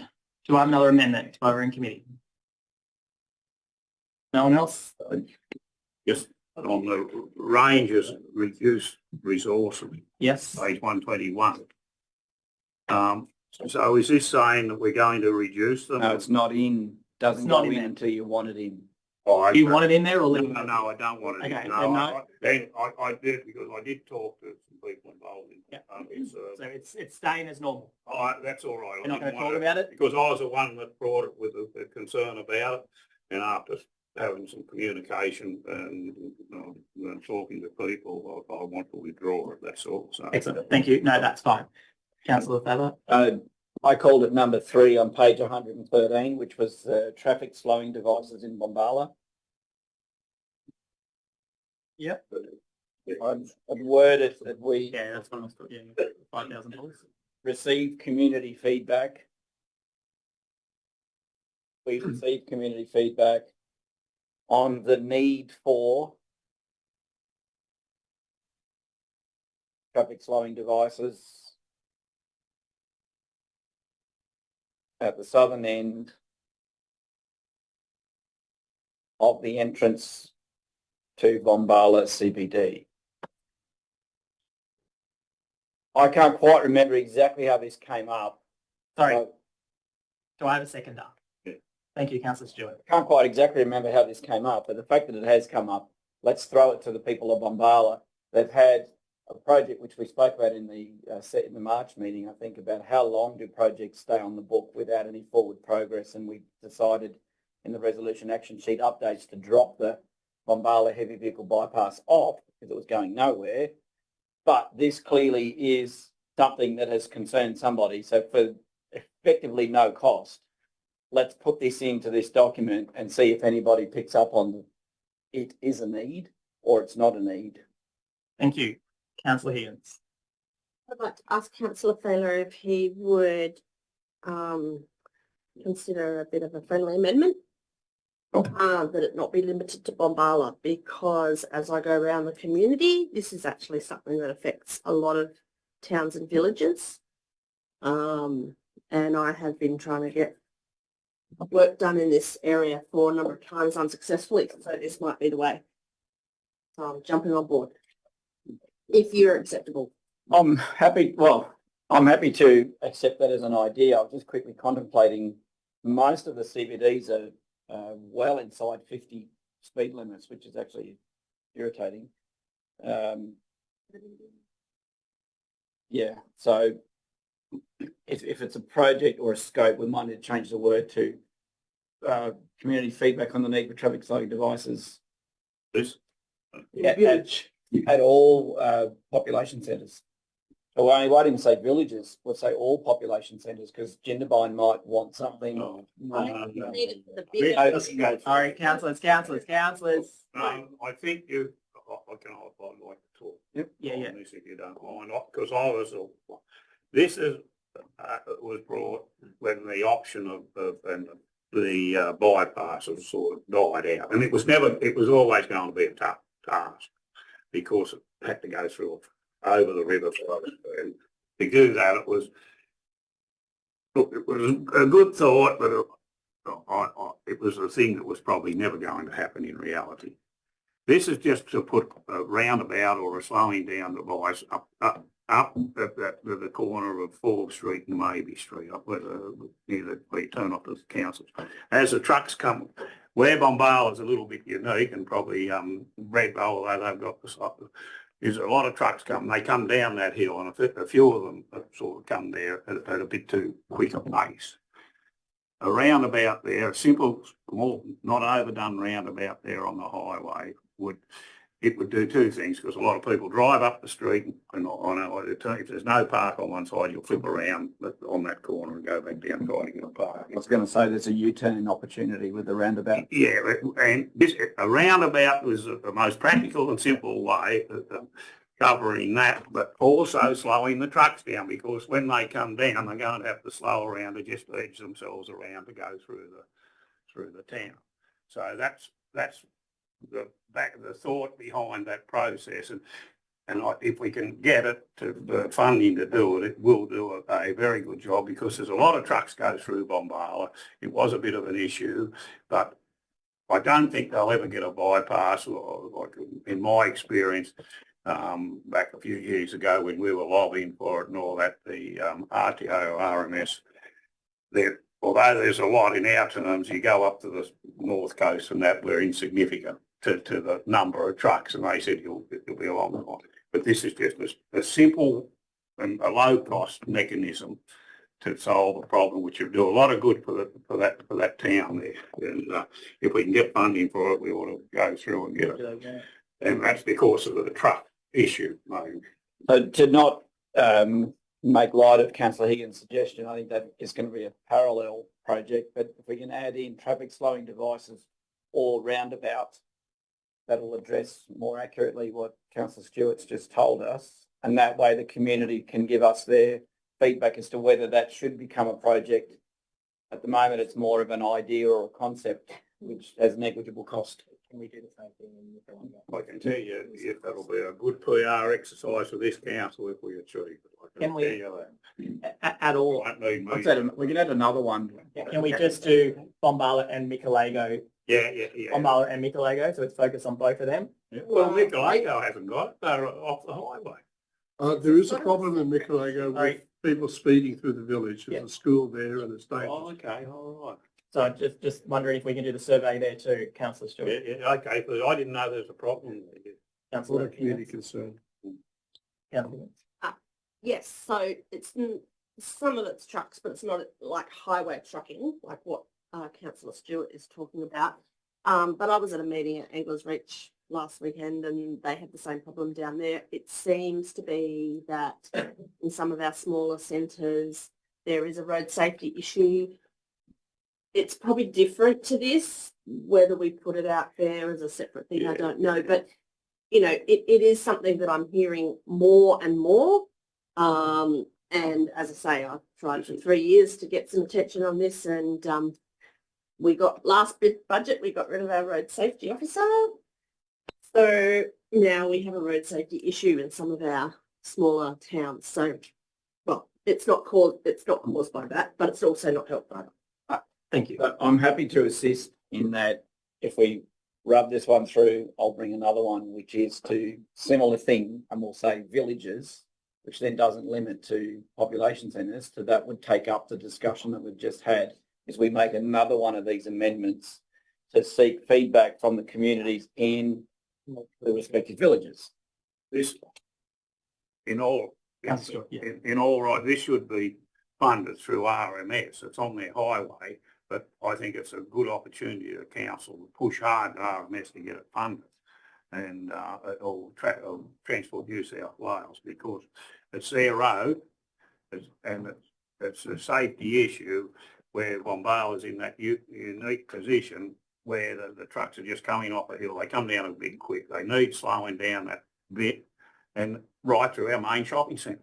So, and the U-turn.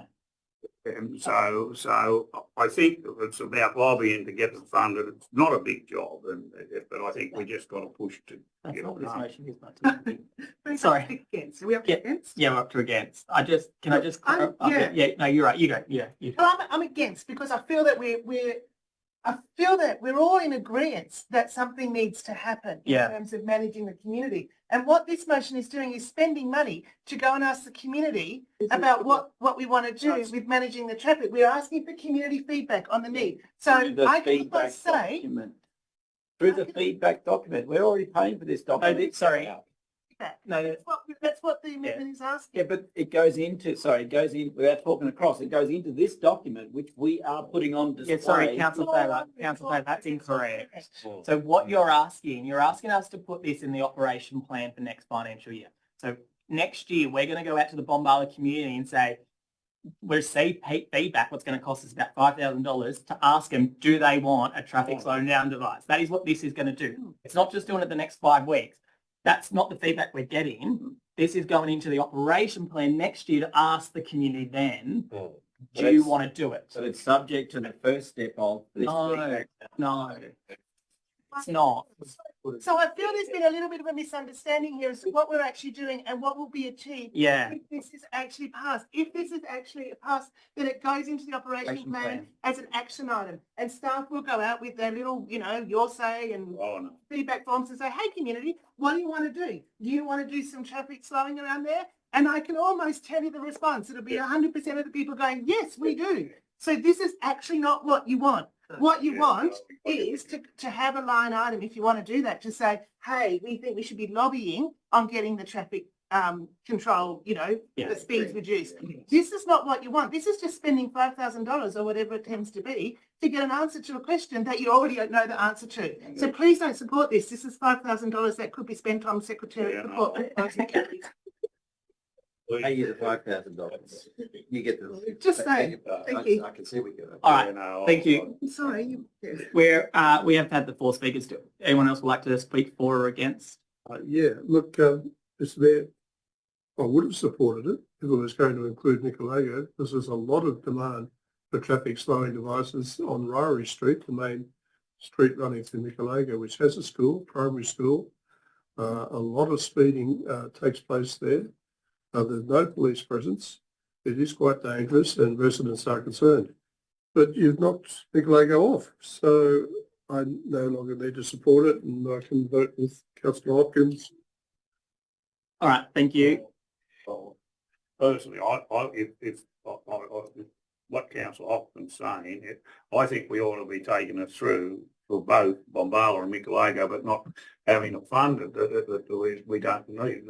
We should be making that as a decision at council. Yeah, to lobby. To lobby for slowing device, well, roundabout in Bombala and the slowing device in Nicolego through the RMS, Transport New South Wales. Well, yeah, so Councillor Thayer, if you want to put Nicolego back in, I'll support it. That we lobbied. Yeah, we have to. We don't need to spend the 5,000. I'm with you on that, because Councillor Higgins. we know, yeah. Councillor Higgins. Okay. Obviously, it would take a little bit of work to establish, because in listening to all of this, I'm beginning to realise that we have a problem, because last year we got rid of the road safety officer because it was 50% funded by New South Wales and there was a lot of reporting, and so it wasn't effective. But I still was under the impression we were going to do some of that work, but just not as part of that role. But I don't think we are resourced to do this kind of thinking around improvements, to issues that have been raised around road safety, pedestrian safety in our town centres. Would I be wrong in assuming that if we were to put something in the budget, it would be the equivalent of a salary? Yeah. For this, For investigating ways to slow traffic speeds in our centres. I think the most effective use, if there was provision of a salary, would be to bring back the traffic safety officer. Yeah, well, that was under a different CEO. That's what that role does. That road safety officer liaises with the local traffic committee. In relation to those matters, that's the function of the local traffic committee as well. So if there was a minor view of council to bring back that position, a little unusual given you only just took it out 12 months ago. Yeah. So can we change? I think Councillor Higgins, we got off track here. Yeah. I think somewhat. Yes. I think what we're about, and look, I'll agree with pulling if we do. But it's no good of us spending $5,000 on going down and asking the Bombala people if they want to get a roundabout or a traffic slow device up there coming into Bombala, because as Councillor Hopkins says, it's a no-brainer. That we want it. It's been part of it's been the second thing when we couldn't get the bypass. And it'd be the same with Councillor Rooney going out to Nicolego. It'd be no good sending people out and asking do they want a slow traffic slowing device if that's a problem there. They want it. I didn't know because I don't live it. So what we want to try to do is get something in there that we will lobby to get funding to get these things done in those couple of areas. So I don't know. I'll refer it to the CEO. Yeah, through you, Mr. Mayor, and thanks for that. I was going to make a suggestion and somewhat along those lines, Councillor Stewart, if I could. But you may want to consider changing that to that council investigate options for or consider options and advocate for the provision of traffic slowing devices or roundabout at the southern end of the entrance to Bombala CBD.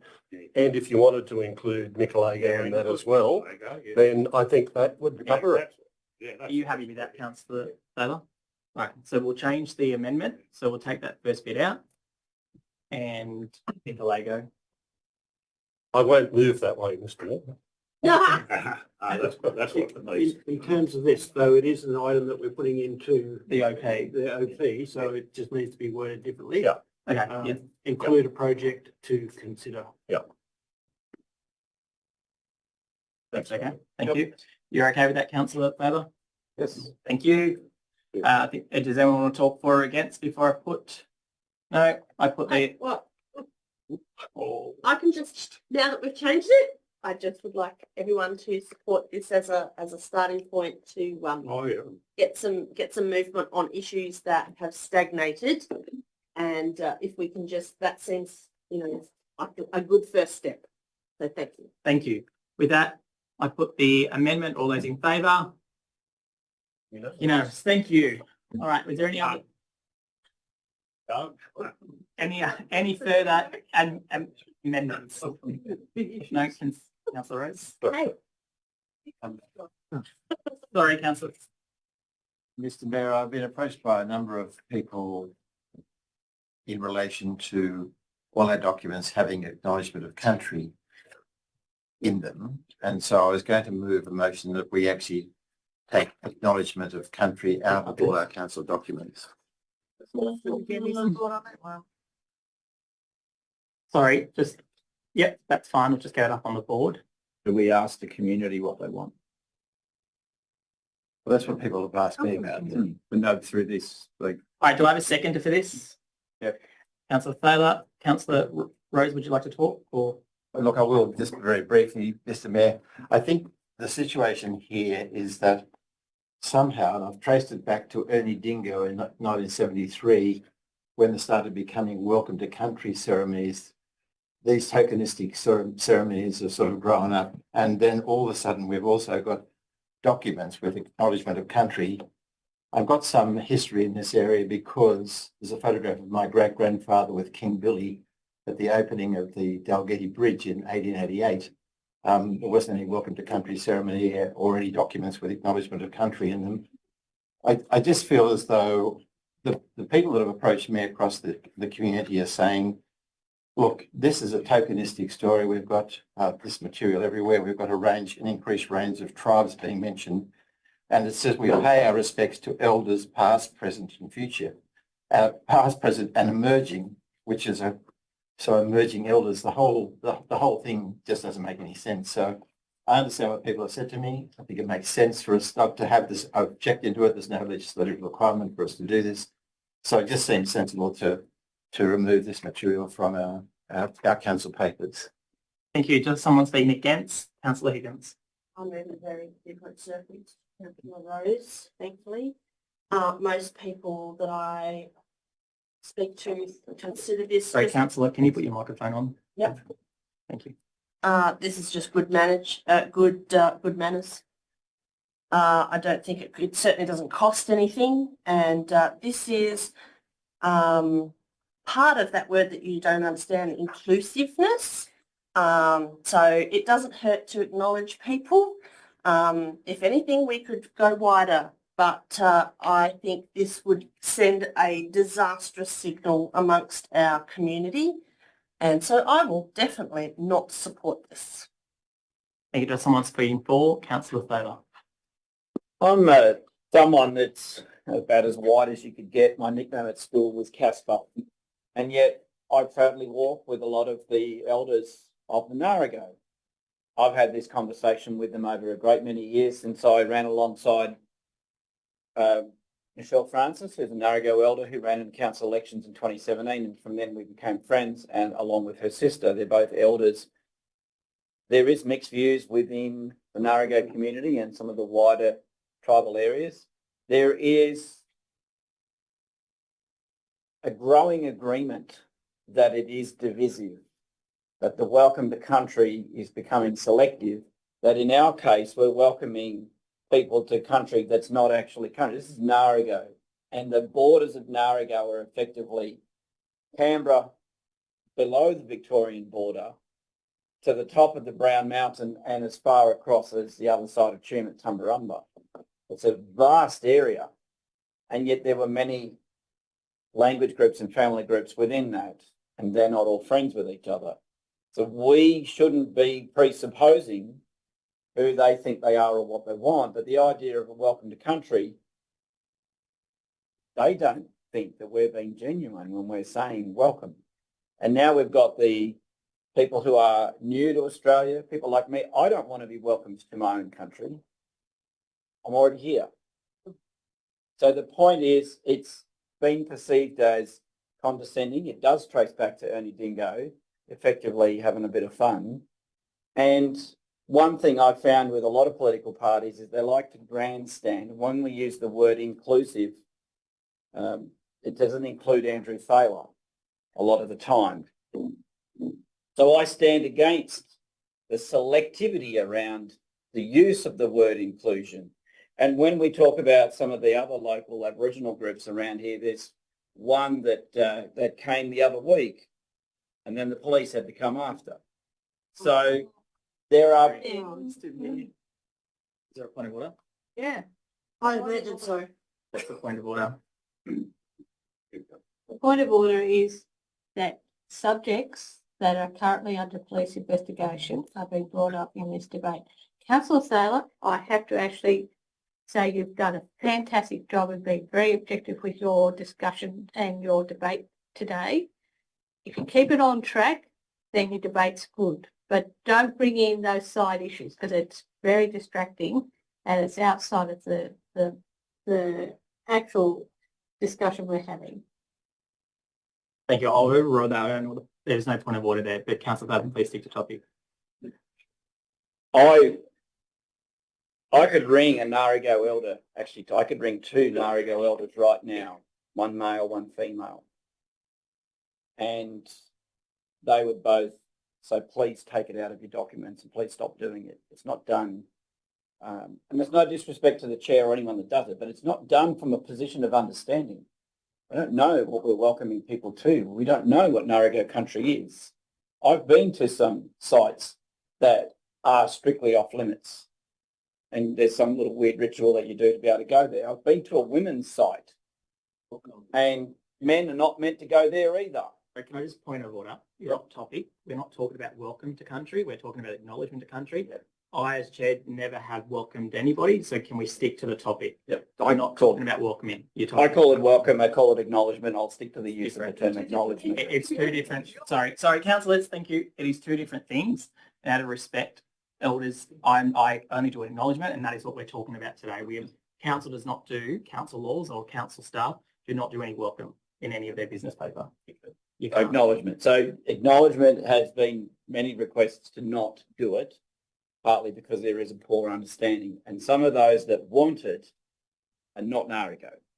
And so the issue is, if you actually really, which I've done a lot of research on this, if it's Narragaow people, and they're the silent ones, it's the non-Narragaow people here that are making a lot of the noise to the irritation and the detriment of the Narragaow people. So let's stop meddling in it.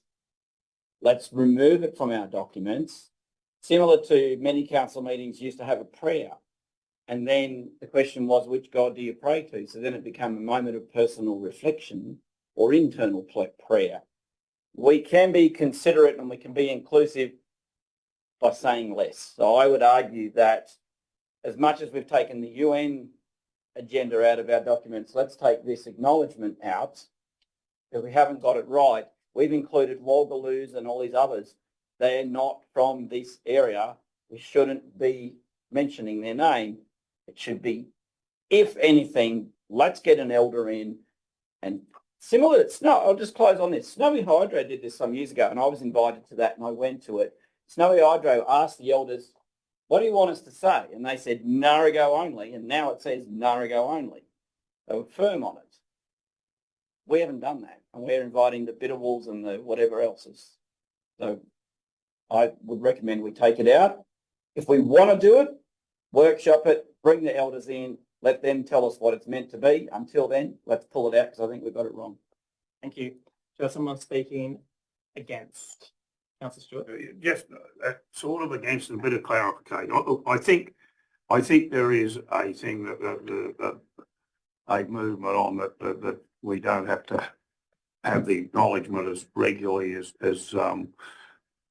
we previously were for. I can remember coming to this when this council was first amalgamated, and the push was from management and from the council to have acknowledgement of the country at every committee meeting that we perform, the chairperson. And I can remember that I said, oh, look, I don't agree with that. I said it should only be on special occasions if you want to acknowledge country. I think there's a push away, and we've got to work with the Aboriginal people on it. But I personally think it's probably we've got to follow more to when we get directions from our higher government people, and either the state or federal, that are going to say that they are going to say that it's not. I know the Councillor Rose said it's not mandatory, but under all, there's been no direction come out of from either the state or federal government to say that they're going to cut that out. I've officiated over a fair few things over the years, and unfortunately, and it's just because I forget, I very seldom acknowledge country, but I get on very well with the Aboriginal people that are there, and they've talked to me, and I've even apologised afterwards, and no, that's all right. So, but I think, although I'm sort of agree with Councillor Rowe, I don't know whether we should be just doing it this year until we get a bit more direction from, you know, that's out there in the marketplace to say that, you know, it's really up to the council, and I think there are councils that probably have done it. I just feel a bit uncomfortable taking it out today without having a lot of thought or consulting with some of the Aboriginal groups around. I know Michelle Francis quite well, and I haven't talked to her. I'd like to have a conversation with her to see whether those sort of people think it's appropriate to go down that path before I support it. That's all. That's where I come from. Thank you. Someone speaking for? Anyone like to talk against? Councillor? Which councillor wants to go? You both put your hands up. I'll just be very brief. I'm quite appalled at this proposition, and I resent the implication that this is tokenistic. No. We have been in the media for all the wrong reasons recently, and if we take this step... I don't know whether we have a councillor. There's been... am I allowed to speak? Do you have a point of order, or you just... All right, continue. We have been in the media recently on occasion for the wrong reasons, and I think if we take this path, we will again be in the media for the wrong reasons.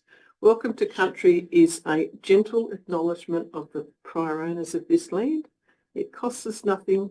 It offers a sense of integration or belonging or caring for forebears, and I think it's a very good and a very warm move for us to make, and I would be deeply upset if we moved it from our proceedings. Thank you. Does anyone speak We'd be welcoming it. for? Anyone else like to talk against? I have a quick question. Just a question through you, Chair, to Councillor Summers. Why were we in the media recently? Can you please explain? Sorry, councillors, we won't go there. I'll put the amendment. All those in favour of the amendment, hands up. Councillor Elliott, Councillor Rose and Councillor Thaler. All those against? Councillor Summers, Councillor Higgins, Councillor Stewart, Councillor Hopkins, Councillor Rooney, Councillor Davis, Councillor Hannah. Lost. Do we have any other amendments before we go out of committee? No. Do I have someone to move out of committee, please? Councillor Davis and Councillor Thaler.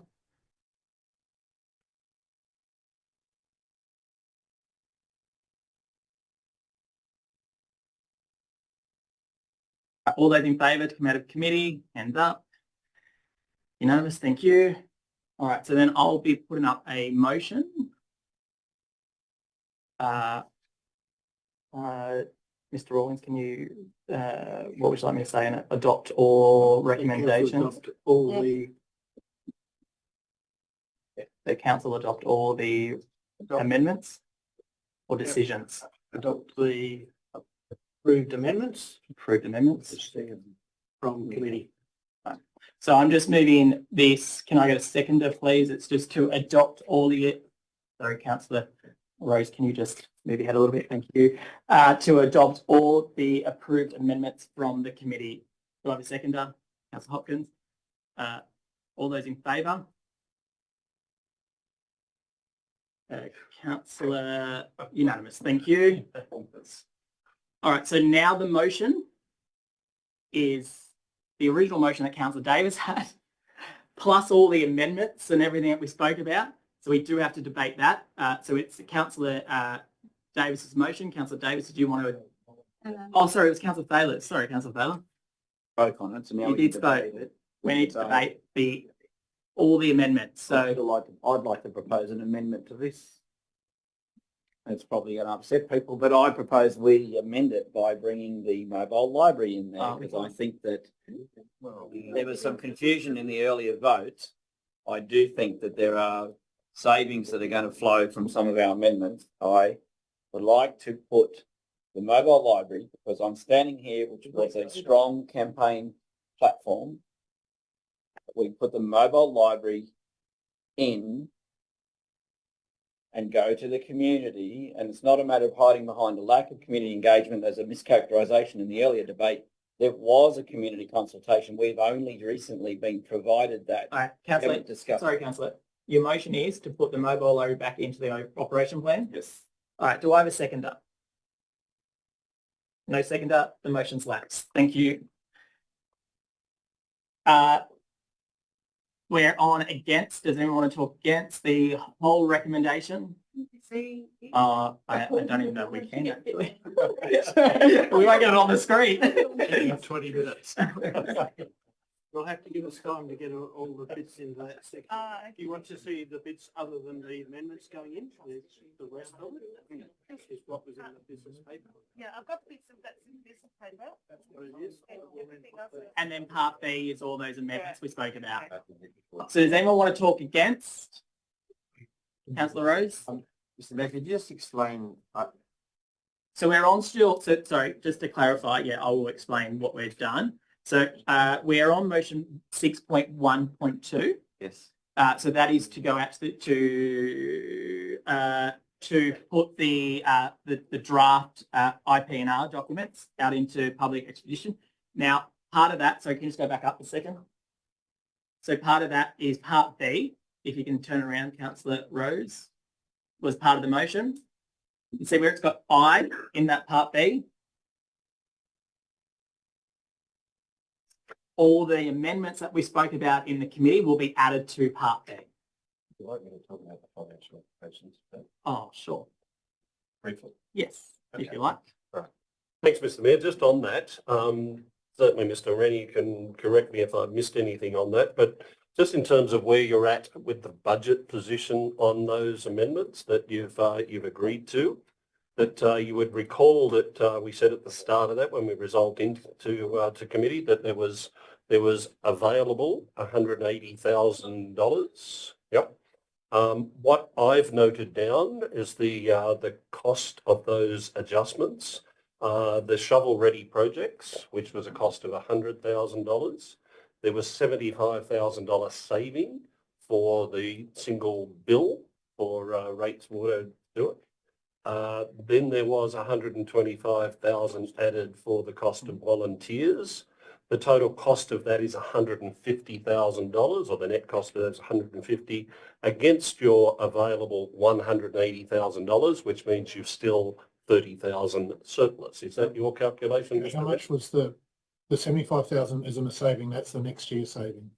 The $75,000 cost with authority and Civica for. So there's there was a. I'm sure I saw that as a saving.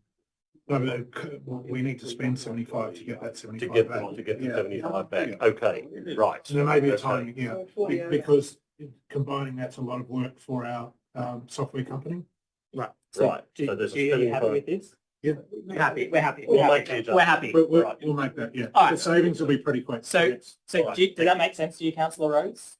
It does, except that we haven't dealt with some of the supplementary documents on fees and charges and long-term financial plans. So that's incorporated in part of this motion. That is correct. So that will be all putting that out to the community. So is there a possibility, if you had some discussion on this already about the fees and charges? Today we have not, no. No, all we'll be doing with the fees and charges, as it's in the council business paper, is to put that out to the community and get their feedback on those fees and charges. Again, this is only draft, so this can be amended in June once we come back to adopt the actual IPNR documents. Can I just ask a couple of questions about that? Sure.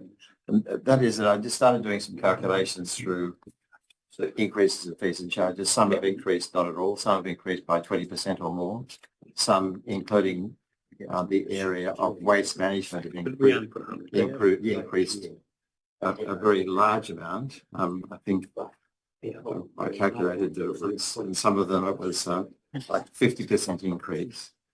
For instance, unsorted rubbish. So I'm just a bit concerned because I just don't understand the strategy that's been used. No, understandable. For some of the Just have to find the page you're on because I didn't think it was going to that much further waste. So 246 onwards is where the supplementary material. But I just went through this and down. I thought, well, I can't really understand the strategy because some areas have increased quite significantly.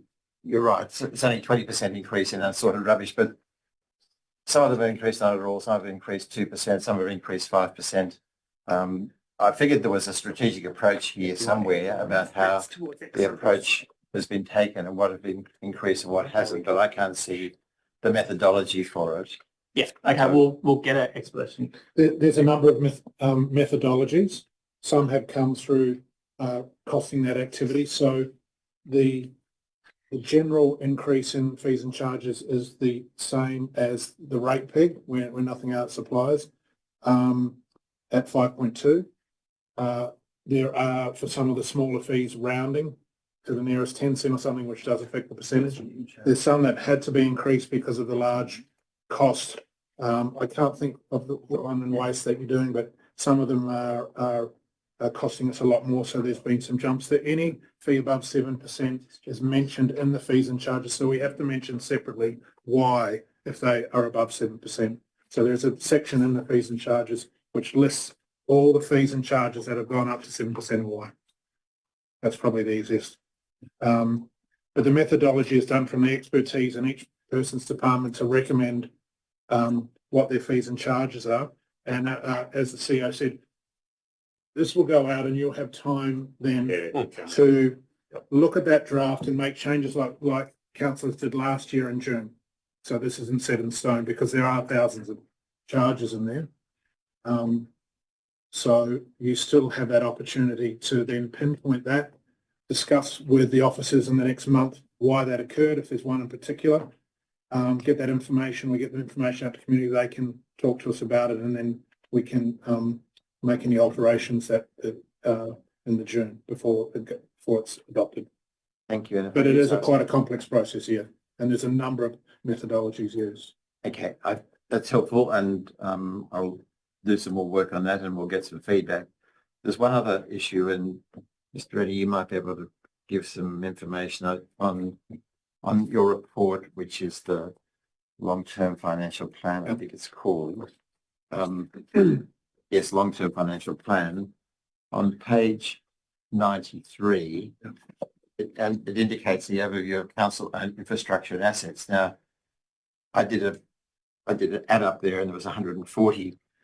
But as I recalled in a previous briefing, there was like 389 or something. It was quite a large amount. So, is the figure that's in my mind. Right. So we're down at least a couple of hundred 240 or something that aren't listed here. So I thought that was quite significant because those assets are significant, and at some stage we may want to sell some of them. So I will take, before it's sent out to the public on Monday, a lot of my team and so forth, it's a group effort. I'll check that table because it sounds like it may be incorrect, and I'll make sure that the correct version or any corrections are made by Monday. Thank you. No worries. Yeah, could I bring up one just in charges? It just, I guess emotionally in that it stuck out. And it was the cost of burial, but it was more of a child. It really, just from a compassionate point of view, people say in life, the worst thing you can have is your children die before you. Can I bring this up? Can we consider Page 148 of but it's more maybe loading the cost of an adult and not having any fee for a child below the cost of 12. I just thought that really stuck out.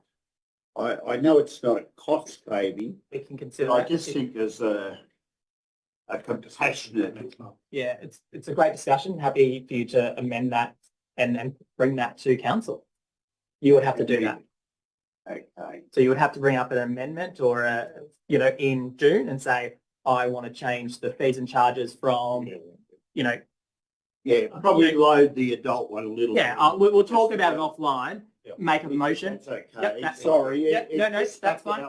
That's fine. To. Yeah, absolutely fine. Any further questions, Councillor? I've got a few questions. So I'm looking in those fees and charges. These are the fees increased by greater than 8% starting at page 147 of the first business paper. The one that you were just talking about, Councillor Elliott, adult burial single is 2,040 and a child burial is going up 16% to $950. That's a $132 increase on what it was. So yeah, we can work on that and bring something to council. What I was looking at is questions. I want to look at the table bottom of page 149, and we have a charge under the Snowy Monaro Council waste disposal charges, council waste, and this is commercial or unsorted waste. First problem is we've got a very poor way of describing the difference between commercial waste and domestic waste. One argument was if someone asked for a receipt, it must be commercial waste. Well, what about a farmer who runs his business from their farm with domestic waste coming out of their house, and they ask for a receipt because they run the whole farm through the farm? What we have is an unsorted waste cost per tonne. It's going up 20% from $500 to $600 a tonne. How do we police that when somebody drives in with a cover over their tipping trailer and you're not allowed to climb up the trailer and have a look in it? When we flip over the page to page 155, we have construction and demolition landfill, it's $307 a tonne. So why would somebody with unsorted waste admit to it being unsorted waste when they can go, oh, it's construction demolition, half the price? I think we need to have a review of our landfill pricing, because we're then potentially putting the pressure on our gate workers, our weighbridge operators. They're not meant to climb up a truck and look in. How do they actually properly set the charge when construction and demolition? So if I go and do a construction and demolition of a house, the first thing that comes out of the house is all the domestic rubbish. And if there's any room, I'll start putting the concrete and the bricks on. Sorry, Councillor Thaler, I'm going to have to interrupt you. Are you asking a question or are you debating? What's the question? Please be precise, accurate on your question. Sorry, Councillor, what's your question? Why do we have such wide-ranging charges and significant increases of 20% or more? The CFO just answered that about 5 minutes ago, Councillor Thaler, so I won't ask him to answer that same question that Councillor Rose asked. We're moving on. Yeah, we can do that. We can do that at the next meeting. Councillors, does anyone like to debate this motion, or we will go to right a reply? Yes. Actually, we don't have road flags. No one talked against it. Some of those, can you go through the extra charges that you announced? Oh, with the additions that, like that point B. Yeah. CEO, can you go through those extra charges? There was one there I seemed concerned about it. Yes, Councillor Stewart, which one? I'll just go through the, I'll pick it up if you go, but I might have been off track. So we've got the $100,000 for the. Sorry, if I can just clarify, do you want to go through all the amendments or just the? No, just the extra charges. It was the, about 100,000. Yeah. That's the Thanks, Mr. Mayor. Thanks for that clarification. shovel-ready project. That's it. It was the shovel-ready projects at $100,000. Yeah, no, that's There was the volunteers at $125,000, That's the one. $125,000. And there's the initial one-off cost for the bills, the single bill at 75,000, which will be recovered over time in the subsequent year through the savings in the production The cost. volunteers, 125,000. What's that? Can I get this? I think we didn't agree to that, so. That's what I did. Sorry, councillors, we did agree to that. It was a motion that was put by Councillor Hopkins. We can go back to the motion. Can you go back to that motion? It was 100 grand, that one. No. No, the 100 grand was the other one, but I can't do that. Yeah, we've gone through a lot today, We're so gonna look at that's those. fine. Yeah, I appreciate do it. that. We'll go through it quickly. That's the ongoing impact, so 32. So it was this one-off. motion Well, here, we didn't Councillor understand the cost, so- Stewart, it was the motion there that's in front of us, the amendment, sorry. It's 118. And the impact of that is, yes, the ongoing cost to have that staff member. 818, is it? Mhm. No, I can't. I didn't know. It's at 32,000 once. Yeah. Once off, and then ongoing cost. I'd be surprised if it was a full-time staff member role. I think they have overestimated a bit on that. We'll look at those. I mean, these were numbers that came up based on the data that we had. So as we go through the process, we can refine that. And if it's not 125, we can put an appropriate figure in. And any gap from July 1 to when that person's employed, albeit. So if that turns out and it's January, it'd only be 60,000 for next year. Thank you. But if you've got, say, 30 people spread across our entire local government area, that's a lot of travelling around and talking to people, and they're going to be in small groups. It's going to be a lot more work than people think. Everyone thinks that volunteering is free. There's quite a bit of overhead. Yeah, look, We can change it. But I feel that the supervision of volunteers is probably something that we're kind of getting. Sorry, councillors, we're getting into debate. The motion, the amendment was passed and carried. This is only a draft. Again, it will come back in June and we can make changes in June. All right, so just be aware, this is not set in stone. All right. So how much money then out of our 186 did we, let's say, use up? All of it. All of it. Gone over, yeah. Gone over. Gone over. Subject to what that volunteer is. It's gone over. All right, councillors, there was no debate on this one, Councillor Fellis, you don't get a right of reply. So I'm going to put the motion, all those in favour, to go out to the community and put it all out. Councillor Summers, Councillor Higgins, Councillor Stewart, Councillor Elliott, Councillor Hopkins, Councillor Rooney, Councillor Davis, Councillor Thaler, Councillor Hannah, all those against, Councillor Rose. Carried. I now will close the meeting. Just before I close the meeting, I just want to thank Jen for stepping up to take in the minutes for first day. I think she did an amazing job. And also thank all the staff that put this together. I know the team worked all over Easter break to get these documents out. So thank you. I close the meeting. Thank you. Thank you. Great meeting, darling. Well done. You. Liz. Thanks, Liz. Well done. You don't have to mind. Thank you. I'm not mocking you. I am genuinely saying. Well done, everybody. Well, I actually thought it was a benchmark. Could have made my